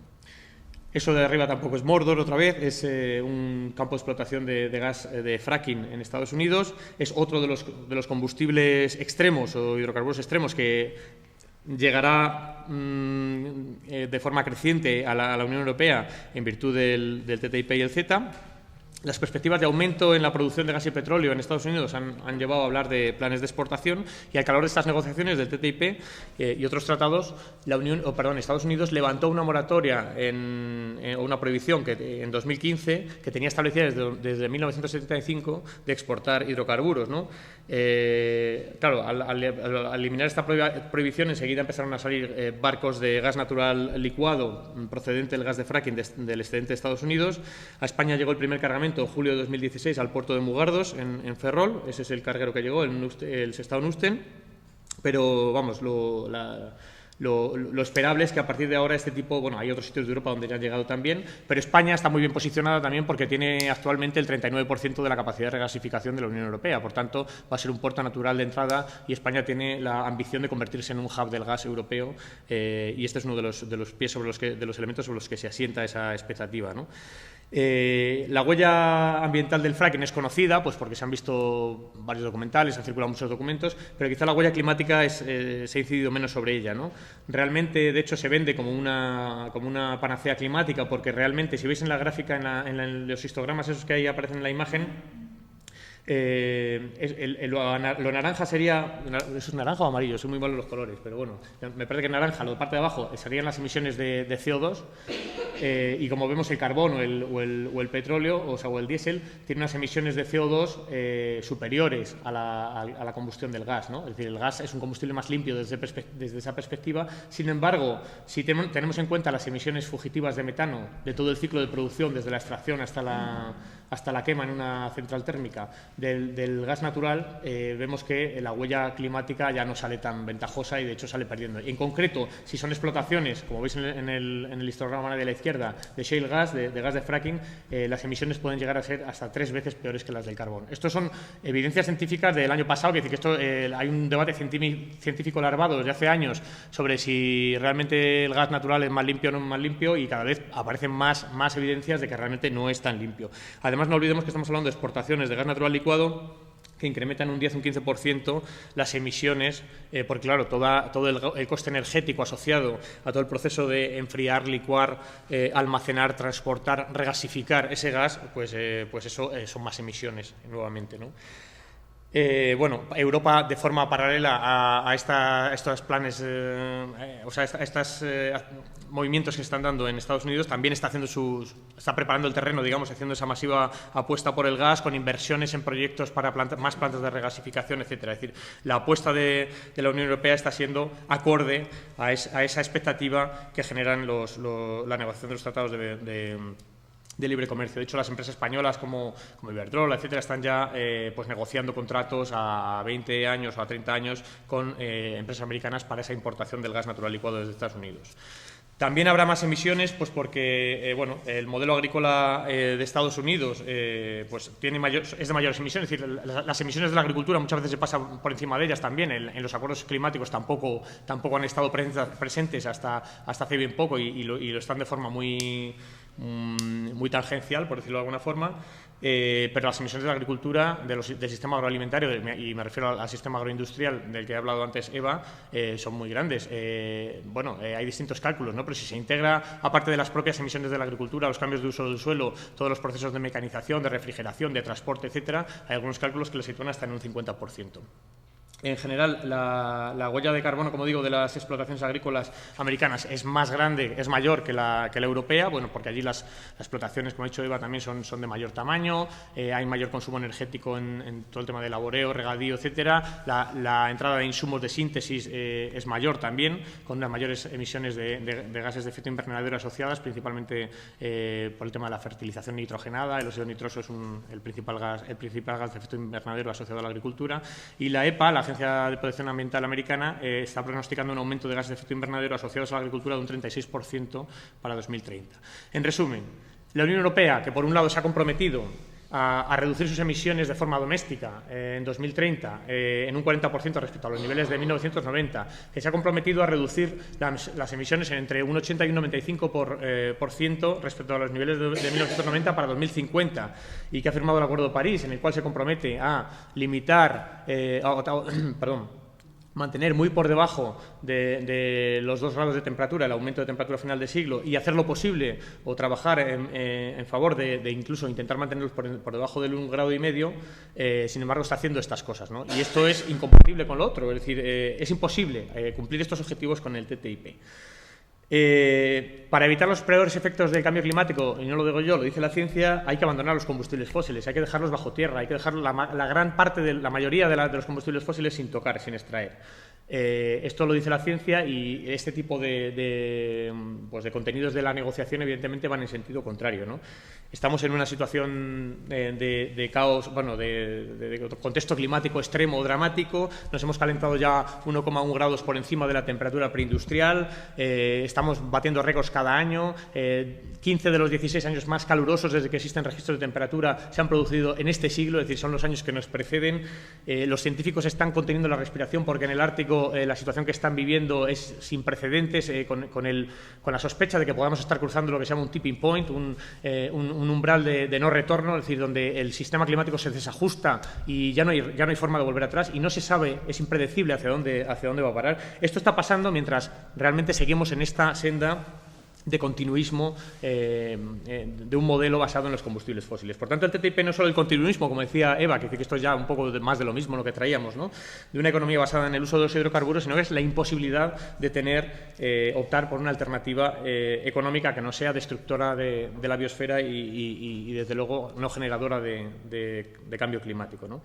Esto, claro, además, una vez que se pone en marcha las posibilidades de dar un giro en este camino energético, con estos mecanismos como el ISDS, los sistemas de resolución de controversias inversor-Estado, o ahora lo que se está hablando, el Tribunal Multilateral de Arbitraje, etcétera, pues realmente se pone muy difícil. ¿Por qué? Pues porque las decisiones que luego, digamos que la merma democrática que se produce, la capacidad de los Estados para revertir esas situaciones se ve comprometida, por como ha explicado muy bien Pedro, y en el caso del fracking, por ejemplo, hay un caso muy claro, que es el gobierno de Quebec, en Canadá, estableció puso en marcha una ley que digamos, imponía una moratoria de facto a las explotaciones de fracking bajo el río San Lorenzo, y la compañía afectada, esto lo hizo evidentemente para proteger el medio ambiente, para que no se afectaran las aguas, y la compañía afectada, que era Lone Pine, en virtud del NAFTA, del tratado que hablaba Eva antes con México y Canadá, pues en 2015 demandó a Canadá y le está pidiendo 120 millones de euros por ver frustrada su expectativa de explotar esas reservas de hidrocarburos, ¿no? No se ha resuelto todavía, pero bueno, este también es un ejemplo, por ejemplo, de que hablamos de la defensa de las empresas nacionales, pero realmente las corporaciones no tienen patria, ¿no? De hecho, la empresa es supuestamente americana, pero realmente es una empresa canadiense, o sea, está demandando, lo que pasa es que lo hace a través de su filial americana, ¿no? Es decir, esto es una cosa que, cuando hablamos, por ejemplo, de que el TTIP, que si ha muerto o no ha muerto, realmente el CETA, con tener el CETA, eso ya, digamos que abre las puertas a un montón de empresas americanas que tienen filiales en Canadá a utilizar ese mecanismo. Es decir, que realmente aquí estamos hablando de corporaciones y no de países, ¿no?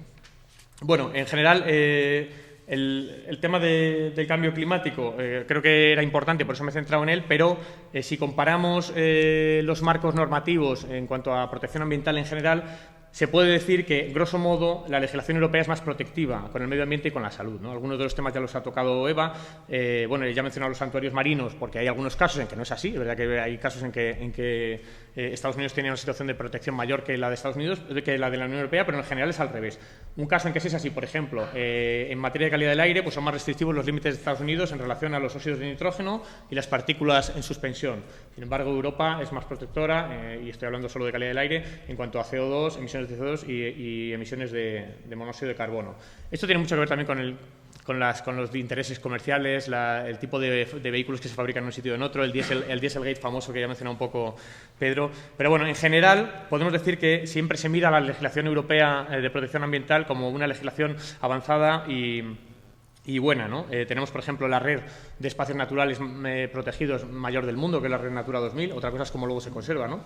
Tenemos una legislación en materia de aguas, como es la Directiva Marco de Agua, que tiene un enfoque ecosistémico del que carecen la mayor parte de las legislaciones del mundo. Otra cosa también es si se cumple. Y, en general, tenemos un enfoque para la elaboración de normas ambientales y para la elaboración de políticas, que es el principio de precaución. Es decir, es un principio transversal que impregna todo el corpus comunitario, impregna toda la legislación y la elaboración de políticas, y que lo que hace es promover la adopción de medidas precautorias para proteger el medio ambiente o la salud ante el indicio del riesgo de determinados productos o tecnologías, aunque no exista una certeza científica probada, ¿no? Esto es un enfoque muy diferente al que tienen Estados Unidos, ¿no? A mí me gusta poner esta imagen y hablar cuando hablamos de estos tratados, del TTIP y del CETA, como el cazador-cazado, porque Europa, como digo, siempre ha sido una región que ha impuesto una normativa legislación ambiental de las más avanzadas del mundo, pero siempre ha sido de puertas adentro, ¿no? De hecho, organizaciones como la mía llevamos décadas criticando a la Unión Europea, entre otras cosas porque vende esa imagen protectiva de puertas adentro, pero esas mejoras ambientales las consigue en gran medida a base de exportar impactos, de generar deuda ecológica en otros países, de externalizar esos costes y que son no solo ambientales sino sociales, ¿no? A través de esos tratados de libre comercio, que ha venido pues, consiguiendo y firmando en condiciones ventajosas para Europa, pero desventajosas para el medio ambiente y las sociedades de esos países. En este caso, yo hablo del cazador-cazado porque creo que, bueno, porque en este caso, por lo menos en materia ambiental, Europa tiene bastante más que perder de lo que tiene que perder Estados Unidos, ¿no? En este caso, ese sistema del que ha hecho gala durante todo este tiempo de protección ambiental el que está amenazado. Un caso muy claro en el que esto se ve, y es sobre el que yo escribo en este libro, del que me parece que no lo hemos mencionado, pero es un libro en el que todos hemos participado aquí, es el caso de las sustancias químicas, ¿no? Es un caso evidente donde el mantenimiento de unos estándares de protección elevados que existen hoy día en la Unión Europea, pues está amenazado, ¿no? La normativa de protección de sustancias químicas en Europa es claramente mejor para los consumidores, para los trabajadores y para el medio ambiente, ¿no? Si hubiera un proceso de armonización normativa entre los dos espacios, es impensable que Estados Unidos se pusiera a imponer restricciones o una protección mayor en su sistema para equipararse a Europa, ¿no? Porque eso conllevaría la prohibición de un montón de sustancias allí, ¿no? Más bien sería al revés, ¿no? Porque siempre se dice, bueno, no, esto de la armonización no tiene por qué ser malo, puede ser positivo. Bueno, pues todos los precedentes que existen son de que se armoniza a la baja, ¿no? Entonces, bueno, que seamos un poco serios también al hablar de estas cosas. El enfoque, digamos que la filosofía regulatoria a la hora de aprobar las sustancias químicas en Europa y en Estados Unidos es muy distinta. En Estados Unidos está basada en el riesgo, es un enfoque, digamos, en el que lo que se llama el no evidence, no harm. Si no hay evidencias claras de que hay un perjuicio a la salud o al medio ambiente, es que se asume que es que no hay daño, es decir, tiene que estar totalmente demostrado que puede haber daño para tomar medidas. En cambio, como digo, el enfoque europeo es mucho más precautorio, ¿no? En base al principio de precaución, cuando en la Unión Europea hay una sustancia que sea extremadamente preocupante, y extremadamente preocupante es una categoría bajo la cual se incluyen aquellas sustancias que son carcinogénicas, mutagénicas, tóxicas para la reproducción, que son bioacumulables, que tienen capacidad de alterar el sistema hormonal, lo que se llaman los disruptores endocrinos, etcétera, una serie de criterios. Cuando una sustancia es extremadamente preocupante, pues se requiere una autorización específica, ¿no? para el uso concreto para el que se quiere autorizar, ¿no? Ya sea para pesticida, para cosmético, para biocida, etcétera, ¿no?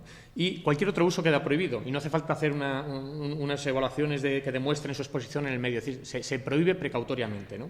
En contraste, en Estados Unidos la normativa solo prescribe la acción regulatoria perdón, cuando se demuestra que existe un riesgo no razonable, ¿no? Y ese riesgo es un riesgo distinto de cero, un riesgo no razonable para la salud o el medio ambiente. Ese no razonable es un riesgo que es distinto de cero y en el que hay que equilibrar no solo lo que diga la ciencia de las afecciones a la salud o al medio ambiente, sino que hay que sopesar también pues, los perjuicios económicos o sociales que puede tener el prohibir esa sustancia. Es decir, que si realmente se entiende que económicamente pues, es perjudicial para la sociedad el prohibir esa sustancia, aunque tenga afecciones a la salud demostradas, pues puede ser que se autorice, ¿no? Este diferente marco regulatorio en cuanto a las sustancias químicas tan claro hace que en Europa ahora mismo haya 82 pesticidas que están prohibidos, que en Europa sí están autorizados, ¿no? Y entre ellos algunos que están pues claramente conocidos por sus efectos carcinogénicos, etcétera, ¿no? No se trata solo, además de prohibir, también se trata de los límites máximos de los estándares, ¿no? Por ejemplo, esto es una tabla en la que se comparan los residuos, después de ser tratados los productos agrícolas por su tratamiento, el tratamiento que tienen en el campo, eso se permite que permanezca una cantidad máxima de esos residuos en los productos, ¿no? Se hacen unos análisis y si sobrepasa una cantidad máxima de residuos permitidos, pues no se puede poner a la venta, ¿no?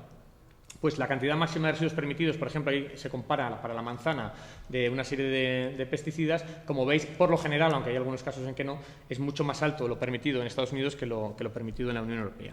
Hay otras diferencias del marco regulatorio, la transparencia del proceso, los requisitos de información, la carga de la prueba, por ejemplo, en Estados Unidos la carga de la prueba es del organismo regulador, es decir, lo hace la administración y lo pagan todos los ciudadanos con dinero público. Sin embargo, en la Unión Europea esa carga de la prueba de que una sustancia es inocua recae sobre la industria, ¿no? Es decir, el sistema es claramente diferente y en Europa es mejor, aunque es muy mejorable, y no era el que nosotros queríamos cuando fue todo el proceso de aprobación del reglamento REACH, que es el que regula las sustancias químicas aquí en Europa, pero desde luego es manifiestamente mejor que el de Estados Unidos. Por tanto, existe un riesgo claro de que el TTIP pues produzca una ralentización o una paralización incluso del proceso regulador de sustancias químicas, que produzca una bajada, como digo, general de los estándares de protección y también una pérdida de soberanía de los países a la hora de diseñar los marcos, porque bueno, una de las demandas de la industria y que ha encontrado cierto eco en los equipos negociadores del TTIP es la creación de un Consejo de la Cooperación Reguladora, ¿no? La cooperación reguladora sería un organismo, digamos, que funcionaría a modo de alerta temprana y en el cual la industria tendría participación, ¿no? Es decir, tendría participación ante la industria que los propios parlamentos nacionales. Es decir, que esto claramente sería uno de los retrasos ambientales o retrocesos ambientales claros, ¿no? Hay otros, pero creo que bueno, ya he hablado bastante y ya se ha mencionado algunos de los temas y además este es alguno de los que se conoce más en profundidad, ¿no? Como hay otros como digo, se puede intuir por dónde van los tiros, pero como la información que hay es escasa, pues tampoco tenemos una certeza clara de por dónde van a ir los tiros, ¿no? Gracias, Samuel. Yo para terminar, antes de pasar a vuestras preguntas, sí quería incidir en 3 aspectos. Por un lado, que a mí del TTIP y del CETA, obviamente me preocupa su contenido, pero me preocupa sobre todo que el TTIP y el CETA y el TISA y los que vengan con posterioridad no son puertos de llegada, sino que son puertos de salida. Quiero decir, habrá un marco general que se pueda establecer, que tendrá aspectos muy malos, aspectos malos. Espero que tenga alguno que sea positivo, aunque es difícil preverlo en este momento, pero la realidad es que a partir de ahí, enlazando con lo que acaba de decir Samuel, los mecanismos de cooperación regulatorio van a producir un impacto muy considerable en cuál va a ser la regulación que cabe dentro de los Estados. Por tanto, es un puerto de llegada, pero sobre todo es un puerto de partida. La segunda idea que quiero resaltar es algo en lo que de forma tangencial han incidido todos, que es la dificultad de armonizar sistemas jurídicos tan distintos como el norteamericano y el europeo, con principios que son absolutamente contrapuestos. El principio de precaución posiblemente sea el más llamativo, pero hay multitud de otros elementos en donde realmente es o blanco o negro. Y el blanco o el negro, porque son 2 sistemas en donde las posibilidades de establecer mecanismos de mezcla de sistemas jurídicos no resulta posible, ahí se va a demostrar cuál es la capacidad de negociación que tiene cada uno de ellos. Y esto es un factor que a mí me preocupa, por cuanto que para la Unión Europea está en una situación bastante comprometida en la actualidad. Es decir, han puesto mucha carne al asador en estos tratados de libre comercio, está desnortada, tiene el Brexit encima y el único punto al cual se pueden asir la Comisión Europea es negociar un tratado de libre comercio. Y esto precisamente, negociar un tratado como el TTIP, que posiblemente la capacidad negociadora de Europa no sea lo mejor.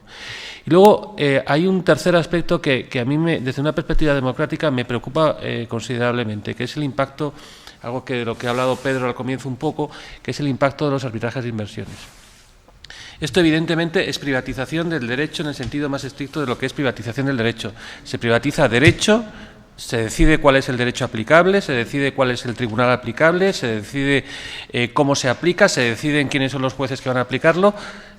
Y claro, esto, que es una figura que existe que desde hace bastante tiempo, el primer antecedente es de 1950 con un tribunal que se creó entre Alemania y Pakistán, evidentemente esto va a tener diversos tipos de efectos. Un efecto de lo que se denominan las discriminaciones inversas. A partir de ese momento en que entren en vigor, el nacional pasa a ser de peor condición. Es decir, frente a la situación tradicional donde al nacional se le solía cuidar, a partir de ahora suele tener un derecho peor. Y digo que tiene un derecho peor porque va a la jurisdicción ordinaria, que es más lenta, que en donde no hay posibilidad de negociar cuál es el derecho aplicable, no hay posibilidad de negociar cuáles son los jueces aplicables, aunque a veces, viendo lo que ocurre en los medios de comunicación, nos parezca lo contrario. El segundo factor que tiene es qué efecto va a tener en una regulación contraria a los principios generales a los principios generales de estos tratados. Porque claro, aquí estamos hablando de que en este momento el neoliberalismo campa a sus anchas por todo el mundo. Pero si mañana ganase Izquierda Unida las elecciones y quisiera aplicar su programa de gobierno, ¿qué pasaría? ¿Podría o se encontraría con un aluvión de demandas de operadores económicos que además alegarían responsabilidad patrimonial de las administraciones públicas por una regulación contraria a sus intereses. Y es que ese es el problema fundamental. No podemos olvidar que ha habido supuestos en donde la elevación del salario mínimo interprofesional, que fue el caso de las aguas de Alejandría, si no recuerdo mal, provocó una demanda de la compañía francesa. Y esto lo vamos a tener de forma continuada en todos los sitios. Los mecanismos que existen no están lo suficientemente finos. El estándar que se suele utilizar en este tipo de arbitrajes, que es el trato justo y equitativo, da lugar a numerosas desigualdades y tiene además el efecto que uno de los factores que entran a considerarse es el elemento de el beneficio que pretenda que se consigue que creía el empresario que podía obtener. Y luego hay un tercer factor que también lo conecto con la protección del medio ambiente, que es que, claro, aquí estamos hablando de impulsar el comercio. Sí, el comercio requiere instrumentos, barcos, aviones, trenes, que dejan su huella ecológica. Pero cuando estamos hablando de que impulsar el comercio internacional, estamos hablando de impulsar el comercio marítimo internacional. Y no se aplica ni la legislación norteamericana ni la legislación europea. Ya quisiéramos que los barcos tuvieran la legislación norteamericana o la legislación europea. Son barcos de pabellón de conveniencia que están en Panamá, con bandera de Sierra Leona, a lo mejor en Chipre, a lo mejor en Liberia, y cuyos estándares de protección ambiental son todavía peores. Quiero decir que a los elementos que se han comentado de toda la huella está el que los propios barcos no son ecológicamente los más responsables. Recordad que cuando se hundió el Prestige en las aguas de Galicia, el Prestige estaba sometido a 15 ordenamientos jurídicos. A 15 ordenamientos jurídicos. Obviamente, el norteamericano aparecía por la compañía aseguradora, pero claro, eran todos ordenamientos jurídicos que lo más suave que se puede decir es que eran poco protectores del medio ambiente. Entonces, claro, nos vamos a encontrar con que impulsamos el comercio a través de instrumentos que no solamente es que el impulso del comercio va a traer consecuencias negativas, va a traer mayor huella ecológica, sino que además se van a hacer a través de instrumentos que son claramente dañinos para el medio ambiente. En todo caso, de todas estas tres cosas que he señalado, a mí lo que más me preocupa es lo primero, porque esto nos puede dejar con que el Estado social y democrático de derecho, que propugna la igualdad de los ciudadanos en el acceso a los derechos fundamentales y a los servicios públicos, quede absolutamente transformado en agua de borrajas. Dicho lo cual, es vuestro turno para plantear preguntas, observaciones, comentarios, y ya veo a alguien con ganas de hablar por ahí. A ver, alguien que tenga ganas de hablar. No me digáis que no vais a hacer ninguna pregunta. A ver, venga. A ver, yo vengo aquí, un poco por el tema de qué pasa con Estados Unidos ahora, porque seguimos con la campaña contra el TTIP y el CETA, y estamos hablando todo el rato de las relaciones entre Estados Unidos y Europa, y todos, me imagino que las negociaciones siguen en marcha de alguna manera, pero no sé, claro, como que por parte de los medios de comunicación, etcétera, nos va llegando que se dice que se paran las negociaciones y tal, ¿no? Entonces, ¿por qué nos tenemos que asustar de esa continuidad de las negociaciones? O sea, porque parece que está paralizado, ¿no? Que nos contáis un poco por ahí. Y luego, no sé, solamente otra pregunta más, con respecto a Canadá, ¿no? Que es como que siempre estamos hablando de Estados Unidos y Europa, ¿no? Y de cómo eso va a repercutir sobre Europa, porque las protecciones en la Unión Europea son mayores que en Estados Unidos, pero como que de Canadá no estamos hablando casi, no sé, me gustaría preguntaros. A ver, yo voy a contestar sobre lo primero y luego... Vale. A ver, al principio dije las negociaciones, o sea, Trump ha dado el visto bueno a que se continúen las negociaciones. A partir de ahí, ha habido conversaciones durante todos estos 100 días de presidencia. De hecho, se ha llegado a acuerdos en materia farmacéutica, por ejemplo, de estándares farmacéuticos. Por tanto, yo creo que aquí no hay posibilidad alguna de que esto no siga adelante, más que nada porque es que interesa a los promotores del TTIP, les interesa mucho el continuar avance. Esto no quita para que haya un problema grave, que es que las negociaciones con Obama habían llegado a un punto en donde los avances eran dificultosos porque había cuestiones que eran donde había una separación muy grande. El caso que se ha contado antes de la compra pública, el caso de las denominaciones de origen, pero a partir de ahí, ahora si hacen un tratado, como decía el ministro alemán de Finanzas, más suave, posiblemente sea más fácil llegar al acuerdo final. Solo reiterarme una cosa que ya he dicho antes, y es que en relación a lo que dices de Canadá, ¿no? Que se habla mucho de la comparativa de los estándares en Estados Unidos con la Unión Europea, pero de Canadá se habla poco. A ver, ciertamente los estándares de Canadá son más parecidos a los de la Unión Europea, hablando muy grosso modo, que los de Estados Unidos, pero insisto, es que realmente el que haya un acuerdo de ese tipo son empresas formalmente canadienses las que pueden, por ejemplo, perseguir al Estado español o a una comunidad autónoma que decide imponer una normativa o proteger la salud o el medio ambiente, pero realmente es que eso puede ser una empresa americana que tenga una filial canadiense. De hecho, hay números, lo que pasa es que no los he traído aquí, de la cantidad de empresas americanas que tienen filiales canadienses y que podrían utilizar este tratado para... Y por eso se habla un poco de que es un poco el caballo de Troya del TTIP, ¿no? Porque es una forma, la forma de entrada, digamos, del TTIP en Europa. Yo solo me gustaría decir una cosa respecto a lo que ha dicho Julio, porque tenemos a veces la tentación por lo de las banderas, ¿no? Lo del barco de las banderas es cierto, son generalmente países que operan, se operan bajo bandera de otros países que tienen unas normativas ambientales peores. Pero hay que ser también muy claros con el tema de las emisiones de CO2. A lo mejor si hablamos de emisiones de dióxido de azufre y otro tipo de contaminantes de barcos, a lo mejor puede que tenga más sentido lo que dices, ¿no? Pero las emisiones de CO2, a ver cómo lo digo, existe la tentación de pensar que el comercio podrá ser más sostenible.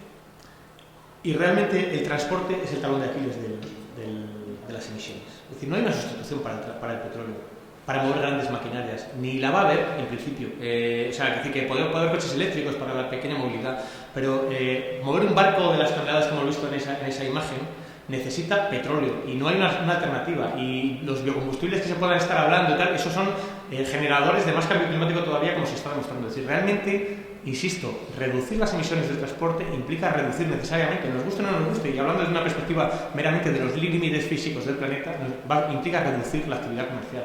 Si queremos realmente hacer algo con el cambio climático, que esa es otra opción, a lo mejor queremos suicidarnos colectivamente, ¿no? Es una decisión que tenemos que tomar conscientemente. A ver, me parece perdóname un segundito, sí. Me parece que es que no me has entendido, ¿no? Y lo que estoy diciendo es que si además esto lo hacemos a través de transporte marítimo, la situación va a ser peor, en el sentido de que nos vamos a encontrar con barcos que tienen peores estándares ambientales que los que pudieran ser originariamente en la Unión Europea. No estoy diciendo, evidentemente, la movilidad, el transporte marítimo tiene un efecto contaminante brutal, pero puede ser brutal o brutalísimo, por decirlo muy gráficamente. Perdón.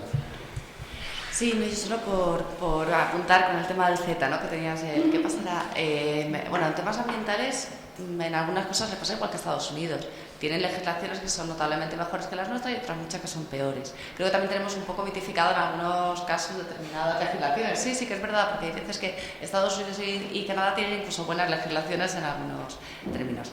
En el caso de agricultura, que es lo que más conozco, de ganadería, Canadá es un ejemplo de país que empezó a hacer los deberes hace un tiempo. Entonces, siendo uno de los países más proteccionistas, por ejemplo, con el sector lácteo, o sea, en todo el mundo el sector lácteo es como la joya de la corona que tienen y se protege muchísimo. En el caso de Canadá, además, tasado por cada uno de los estados, no te podías mover más que en unos márgenes muy pequeños, pues fue uno de los primeros sectores que empezaron a desmontar. Y ahora mismo la legislación en materia de lácteos y vacunos se ha flexibilizado y se ha bajado el proteccionismo muchísimo. Con lo cual, de hecho, incluso algunas cosas que podrían venir bien en esa armonización, si fueran al alza y además para como la tienen ellos, pero no. Normalmente casi todos los países ya han empezado a cambiar algunas normativas.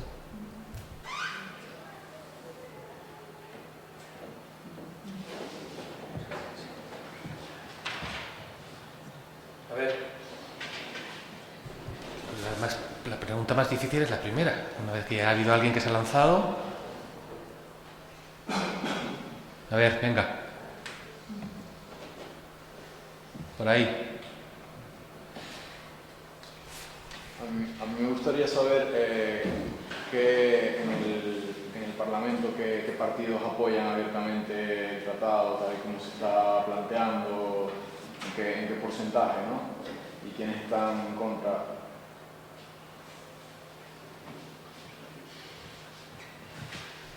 Bueno, ¿de verdad quieres saberlo? Pues el porcentaje desarrollador a favor del CETA y del TTIP. Vamos, básicamente es Partido Socialista, Partido Popular y Ciudadanos, que están claramente a favor. Y luego, vamos, Unidos Podemos claramente en contra, igual que Esquerra Republicana, Compromís. Y luego los países que pueda haber. Bueno, Bildu también estará en contra. PNV parece que sí, pero PNV y PDeCAT es probable que en un momento determinado incluso se abstengan y digan nosotros de esto no queremos saber nada, pero no porque estén en contra de los tratados de libre comercio, sino porque este en concreto les da igual. Y luego los canarios suponemos que lo apoyarán, pero tampoco no han hecho mucho movimiento ni para un lado ni para otro que nosotros sepamos, o por lo menos allí en sede parlamentaria. Pero claro, al tener a la Triple Alianza entregada, pues va a salir con... ¿Pero están a favor sin objeción alguna? A ver, allí en sede parlamentaria no. Lo que han planteado no hay objeciones. Les parece bien, aunque estarán vigilantes. En el Parlamento Europeo el Partido Socialista sí dijo que había propuesto enmiendas para intentar incorporar la responsabilidad social corporativa y hacer algunas mejoras. En algunos municipios incluso ha votado a favor de una moción contra el TTIP. Que te puedes encontrar casi de todo. Pero oficialmente el Partido Socialista, ahora mismo el Grupo Socialista del Congreso, no ha planteado ningún escenario en el que su posición sea muy diferente ni a la de Ciudadanos ni a la del Partido Popular. Están en la misma línea. Dependerá del resultado de las primarias. Sí. En todo caso, con esta pregunta que has hecho es curioso cuando se llegó al Parlamento el tratado con Corea del Sur, que es un tratado que tiene elementos parecidos a estos, obviamente menos trascendencia que el TTIP o el CETA, solo hubo 2 abstenciones. El resto todos votaron a favor. Las 2 abstenciones fueron 2 diputados de Esquerra Republicana. Y muchas de las reglas que están hoy recogidas en el TTIP y en el CETA, o parecidas por lo menos, están contenidas en ese acuerdo. De hecho, conectando con esto que decía Eva, las prisas que ha tenido el Gobierno en llevarlo al Parlamento yo creo que está vinculado a una posible victoria de Pedro Sánchez en las primarias del PSOE, porque ahí en ese grupo hay gente que está bastante en contra del TTIP.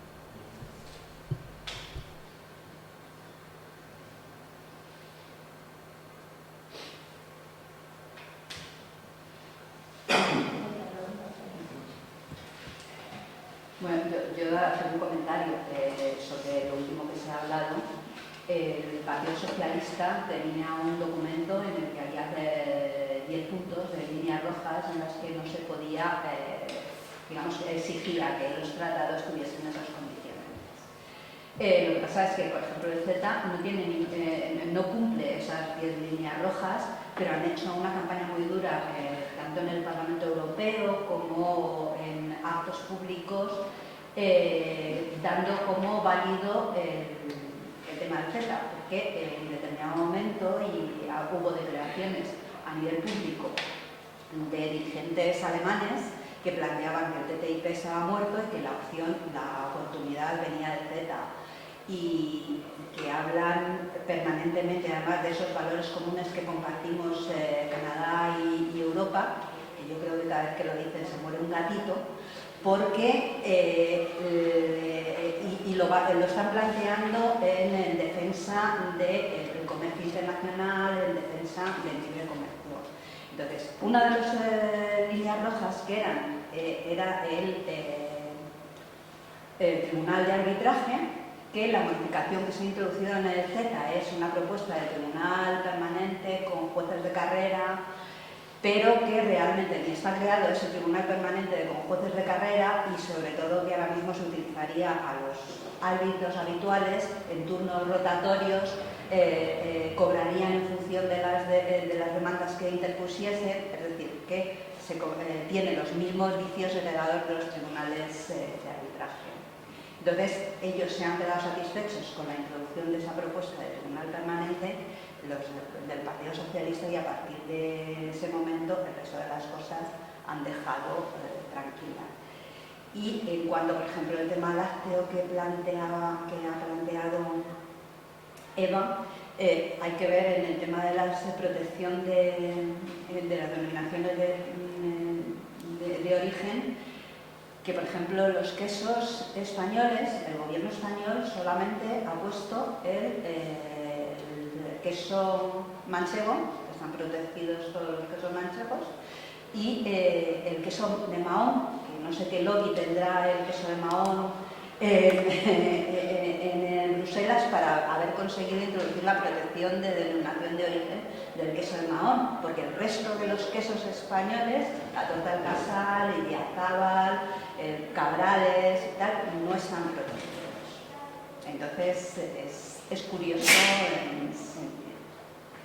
Sí, la participación española en las negociaciones tanto con el Z como ha sido bastante lamentable. Quiero decir que ni a la hora de establecer reservas, o sea, en el texto, por ejemplo, en la última versión del texto del Z, que aparece una lista de entidades públicas que a efectos de contratación pública, aparece el último gobierno de Zapatero.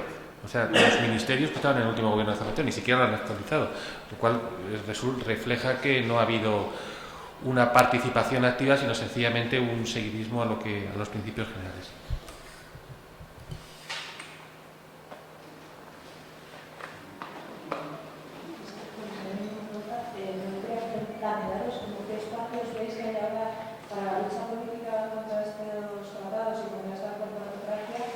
Porque bueno, yo un poco veo que ahora dentro de los movimientos sociales estamos más centrados en el ámbito de lo local y toda esta parte de movimientos antiglobalización, etcétera, que surgió hace casi una década, ¿no? Pues ya está un poco de capa caída. Entonces, bueno, algunos que supongo que estáis activos en este tema, ¿cómo veis esto y qué espacios para reaccionar ante esta, pues eso, la fotografía?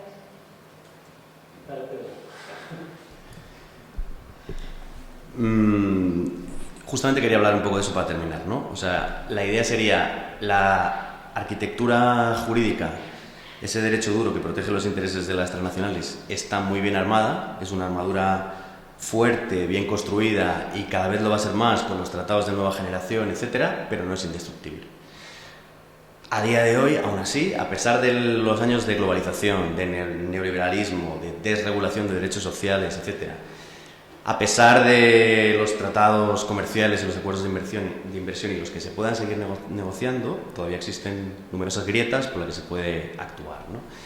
Y sobre todo desde una perspectiva, creo yo, que es la siguiente. No es solo un conflicto de técnica jurídica, sino que es un conflicto de voluntad política, ¿vale? O sea, muchas veces estos debates se llevan al terreno de los expertos, el conocimiento especializado, técnico, de una élite que es la única que puede saber realmente qué pasa con los tratados comerciales, o podríamos decir algo parecido en términos económicos o en cualquier otra, en muchas disciplinas, ¿no? Pero en economía y en derecho, que son centrales para la vida en nuestra sociedad, se ve muy claramente, ¿no? Cómo está como secuestrado el conocimiento y las decisiones por los técnicos. Eso realmente no es así. Realmente, a día de hoy, el conflicto se podía llevar al extremo. Si hubiera apoyo social, movilización y apoyo político, podría haber un conflicto que se pudiera ganar, ¿no? Veamos el caso de Grecia. El caso de Grecia, en última instancia, es un conflicto político de primerísimo orden, un golpe de estado financiero en el que no hace falta poner los tanques en la calle, pero en donde la troika pone todo para que el gobierno no pueda dejar de pagar la deuda o una parte de la deuda o hacer una quita, con sanciones comerciales, impidiendo liquidez, impidiendo que saques el dinero del cajero y, bueno, con un bloqueo económico al país, ¿no? Ya no hace falta invadir el país, se puede bloquear económicamente el país. Bueno, ese conflicto solo se puede sostener con un fuerte apoyo social, político, de movilización, etcétera, sin duda, porque si no, no hay gobierno que lo aguante, ¿no? Creo que lo decía antes Julio o no sé quién lo decía, ¿no? Entonces, aunque muchas veces se quiere hacer ver que es un conflicto jurídico, como digo, sobre todo un conflicto político, porque posibilidades jurídicas ya las hay ahora mismo. Ya las hay, ¿no? Ya las hay en el marco de, por ejemplo, sobre los tratados comerciales y los acuerdos de inversión. Hay múltiples normas que hablan de cómo los derechos humanos deberían tener primacía sobre las reglas de comercio e inversión, ¿no? El Convenio de Viena sobre el derecho de los tratados habla de cómo ningún tratado que vaya en detrimento de los derechos humanos podrá ser efectivo, o sea, tendría que ser nulo, ¿vale? Aquellos tratados que pongan por encima el derecho comercial, por encima de los derechos humanos, deberían ser nulos, podrían declararse nulos, técnicamente. Claro, nadie lo hace, nadie lo quiere llevar a cabo, ¿no? Pero esa posibilidad existe técnicamente, ¿vale?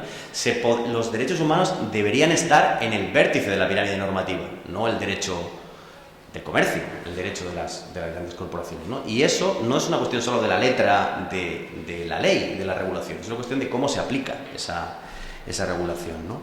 O en todo lo que tiene que ver con los tratados, las cuestiones que tienen que ver con las consultas, la transparencia, eliminar la opacidad del secretismo de las negociaciones.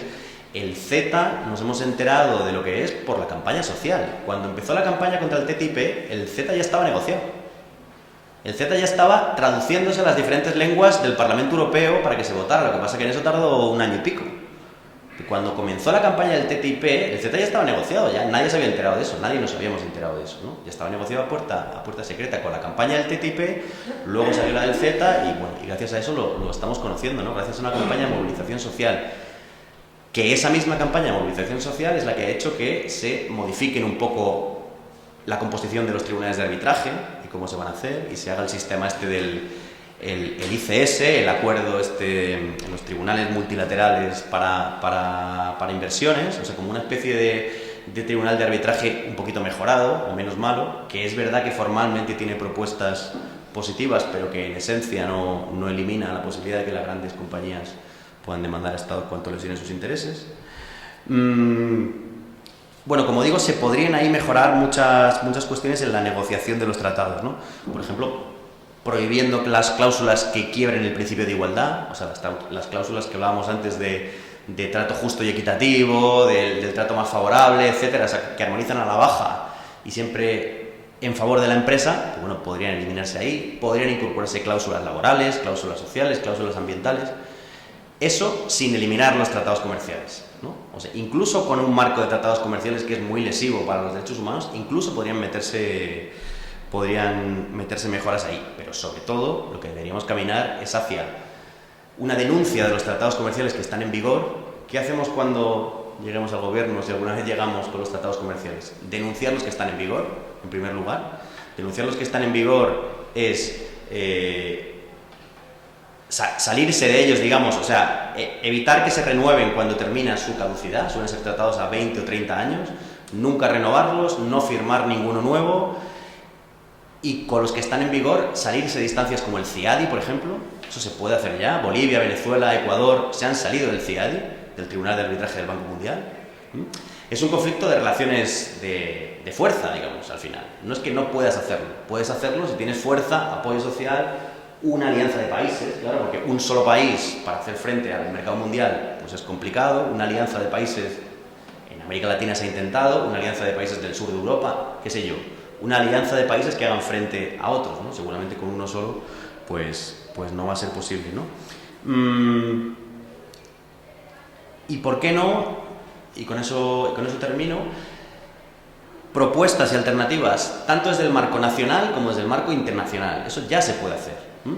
Desde el marco nacional, por ejemplo, hoy ya se podría hacer, ya se está haciendo la inclusión a nivel local, municipal o comunidades autónomas, diputaciones forales ya lo están haciendo, se podía hacer a nivel estatal en el Estado español, la inclusión de cláusulas sociales y ambientales en la contratación pública, por ejemplo. Eso podría hacerse ya hay algunos municipios y ayuntamientos que están avanzando en ese sentido, también algunas diputaciones y comunidades. Eso podría hacerse. ¿Que eso lleva a un conflicto jurídico? Claro. Está habiendo, por ejemplo, el Partido Popular en Madrid denunció ante el Tribunal Superior de Justicia de Madrid que el Ayuntamiento de Madrid había incluido cláusulas sociales y ambientales en la contratación pública. En el caso de Madrid lo perdió. El ayuntamiento ha ganado ese caso, digamos, y va a poder llevar adelante las cláusulas. Hay en Valencia, por ejemplo, nos contaban ayer otras diputadas que ese conflicto está ahora mismo en diferentes recursos, etcétera, ¿no? Hay un conflicto jurídico ahí, pero las posibilidades técnicas existen. La posibilidad de exigir obligaciones extraterritoriales a las empresas no se hace, pero, digamos, existiría la posibilidad jurídica de hacerlo. O sea, que una empresa española que opera en Bangladesh fuera demandada en base a la legislación española, aunque operase en Bangladesh. O sea, juzgar al Corte Inglés y Mango por lo que ha pasado en Bangladesh, juzgarles aquí. Eso es costoso, es difícil, es largo, requiere mucho tiempo, gente, dinero, etcétera, pero no solo es una cuestión técnica, ¿no? Nunca se ha dado, pero se podría dar. Posibilidades de remunicipalización, de nacionalización, como decía, ya está en la Constitución española. En el artículo 128, que si hay alguna empresa cuyas actividades privadas vayan en detrimento del interés general en sectores estratégicos para la economía, se podrá intervenir el Estado en esos sectores. Eso ya existe, ¿no?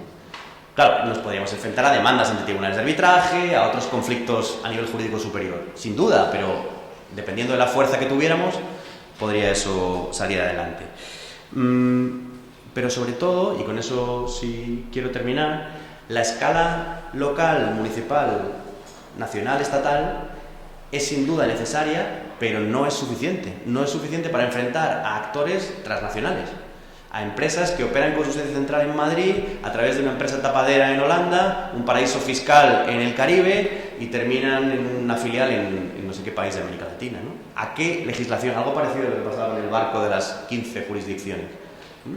El BBVA o Repsol o Endesa, ¿en qué país está su sede? Pues hay un conflicto jurídico grave, ¿no? Habría que destapar el velo jurídico que une a esas diferentes filiales y juzgar a las empresas en su país de origen por sus operaciones en cualquier país del mundo. Eso a día de hoy hay muy pocos casos, hay algunos casos en Estados Unidos, en Holanda, hay muy pocos que hayan salido, pero podrían hacerse. Sobre todo lo que necesitamos son normas a nivel internacional. O sea, si hay una normativa, miles de normas a nivel internacional que protegen los derechos de las grandes corporaciones, ¿por qué no hay una normativa a nivel internacional que obligue a las transnacionales a respetar los derechos humanos? Eso es lo que ahora se está discutiendo en Naciones Unidas, precisamente, desde hace 3 años. Es un debate que viene desde los años 70, que no es nada nuevo, que ya en el año 74 se creó un grupo en Naciones Unidas para hacer una norma internacional para obligar a las transnacionales a respetar los derechos humanos, en el año 74. Pero en el año 94 ese centro se cerró y se dejó en un cajón la posibilidad de exigir normas vinculantes y a cambio tuvimos la responsabilidad social corporativa. Códigos de conducta, acuerdos voluntarios, etc. No hay normas vinculantes y sí una responsabilidad social voluntaria. Bueno, pues en 2014, impulsado por Ecuador principalmente, pero también por muchos otros países del sur, ese debate vuelve a Naciones Unidas y se aprueba una resolución en la que se insta al Consejo de Derechos Humanos de la ONU a poner en marcha los trabajos que permitan elaborar un tratado internacional vinculante para obligar a las empresas a respetar los derechos humanos. Es un grupo de trabajo que se está reuniendo una vez al año y que este año, en 2017, en octubre, va a presentar por primera vez los elementos para un proyecto de tratado, de instrumento jurídico internacional vinculante sobre empresas transnacionales y derechos humanos.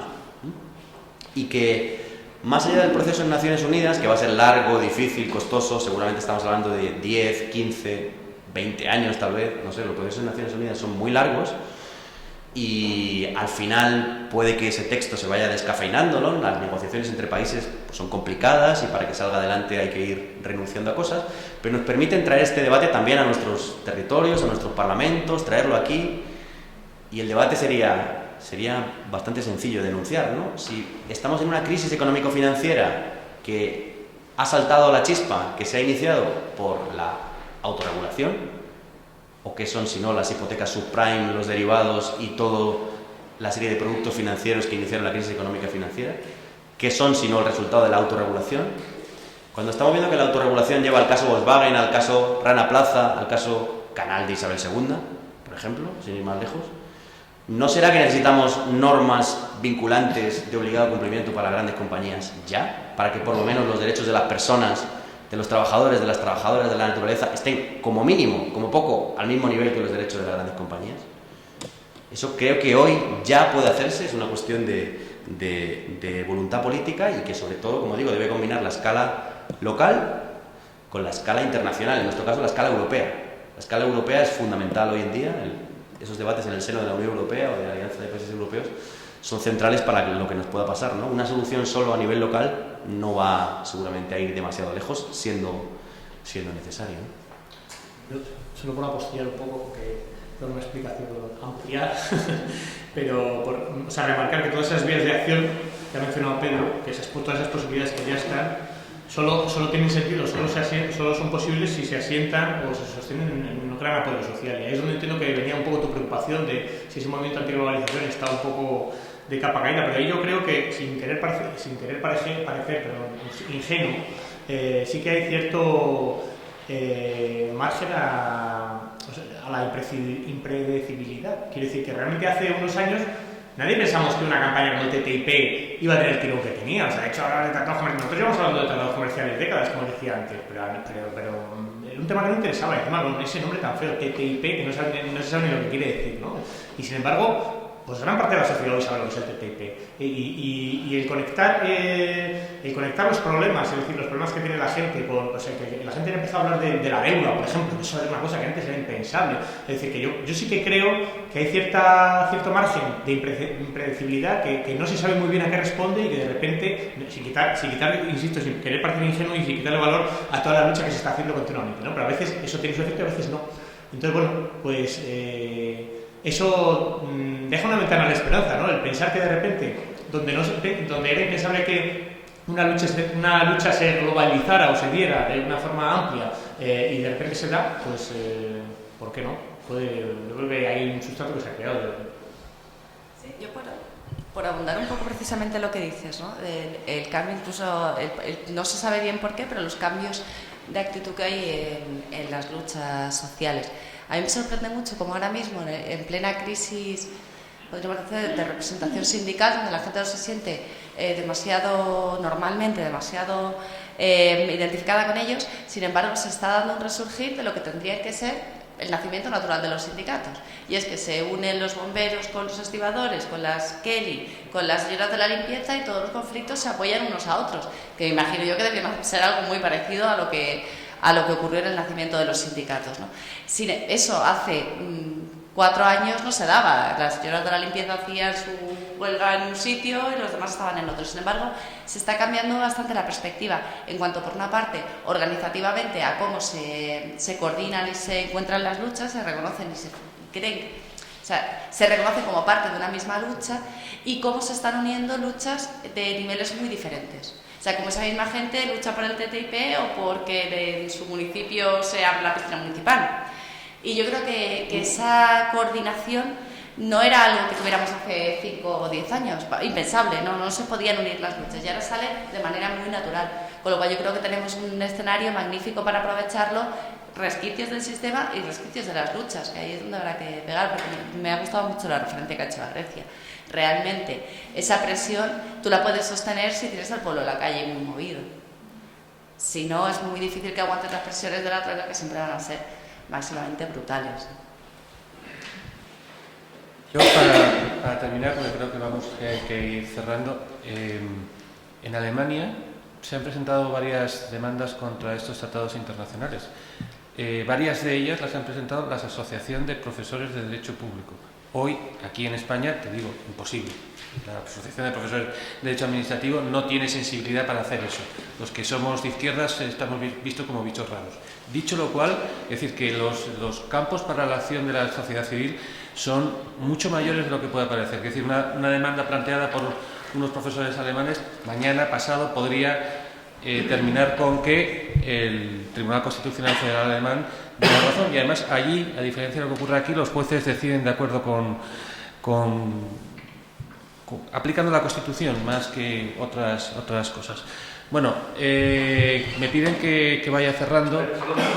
Como hemos hablado de ello, me acaba de llegar por Telegram que TransCanada, la empresa que había demandado a Estados Unidos por el tema del Keystone XL, el oleoducto, ha renunciado a la demanda en vistas de que de que Trump ha reactivado el oleoducto, de que, bueno, noticias frescas. Esto es lo que jurídicamente se llama satisfacción extraprocesal. Bueno, que digo que me piden que vaya cerrando y me piden que cierre leyendo las palabras del testamento de Bauman, que creo que vienen a cuento. Debemos prepararnos para un largo periodo que estará marcado más por preguntas que por respuestas y por más problemas que soluciones. Nos encontramos más que nunca antes en la historia ante una situación de verdadera disyuntiva. O unimos nuestras manos o nos unimos a la comitiva fúnebre de nuestro propio entierro en una misma y colosal fosa común. Muchas gracias a todos por venir y supongo que nos seguiremos viendo en actos como estos.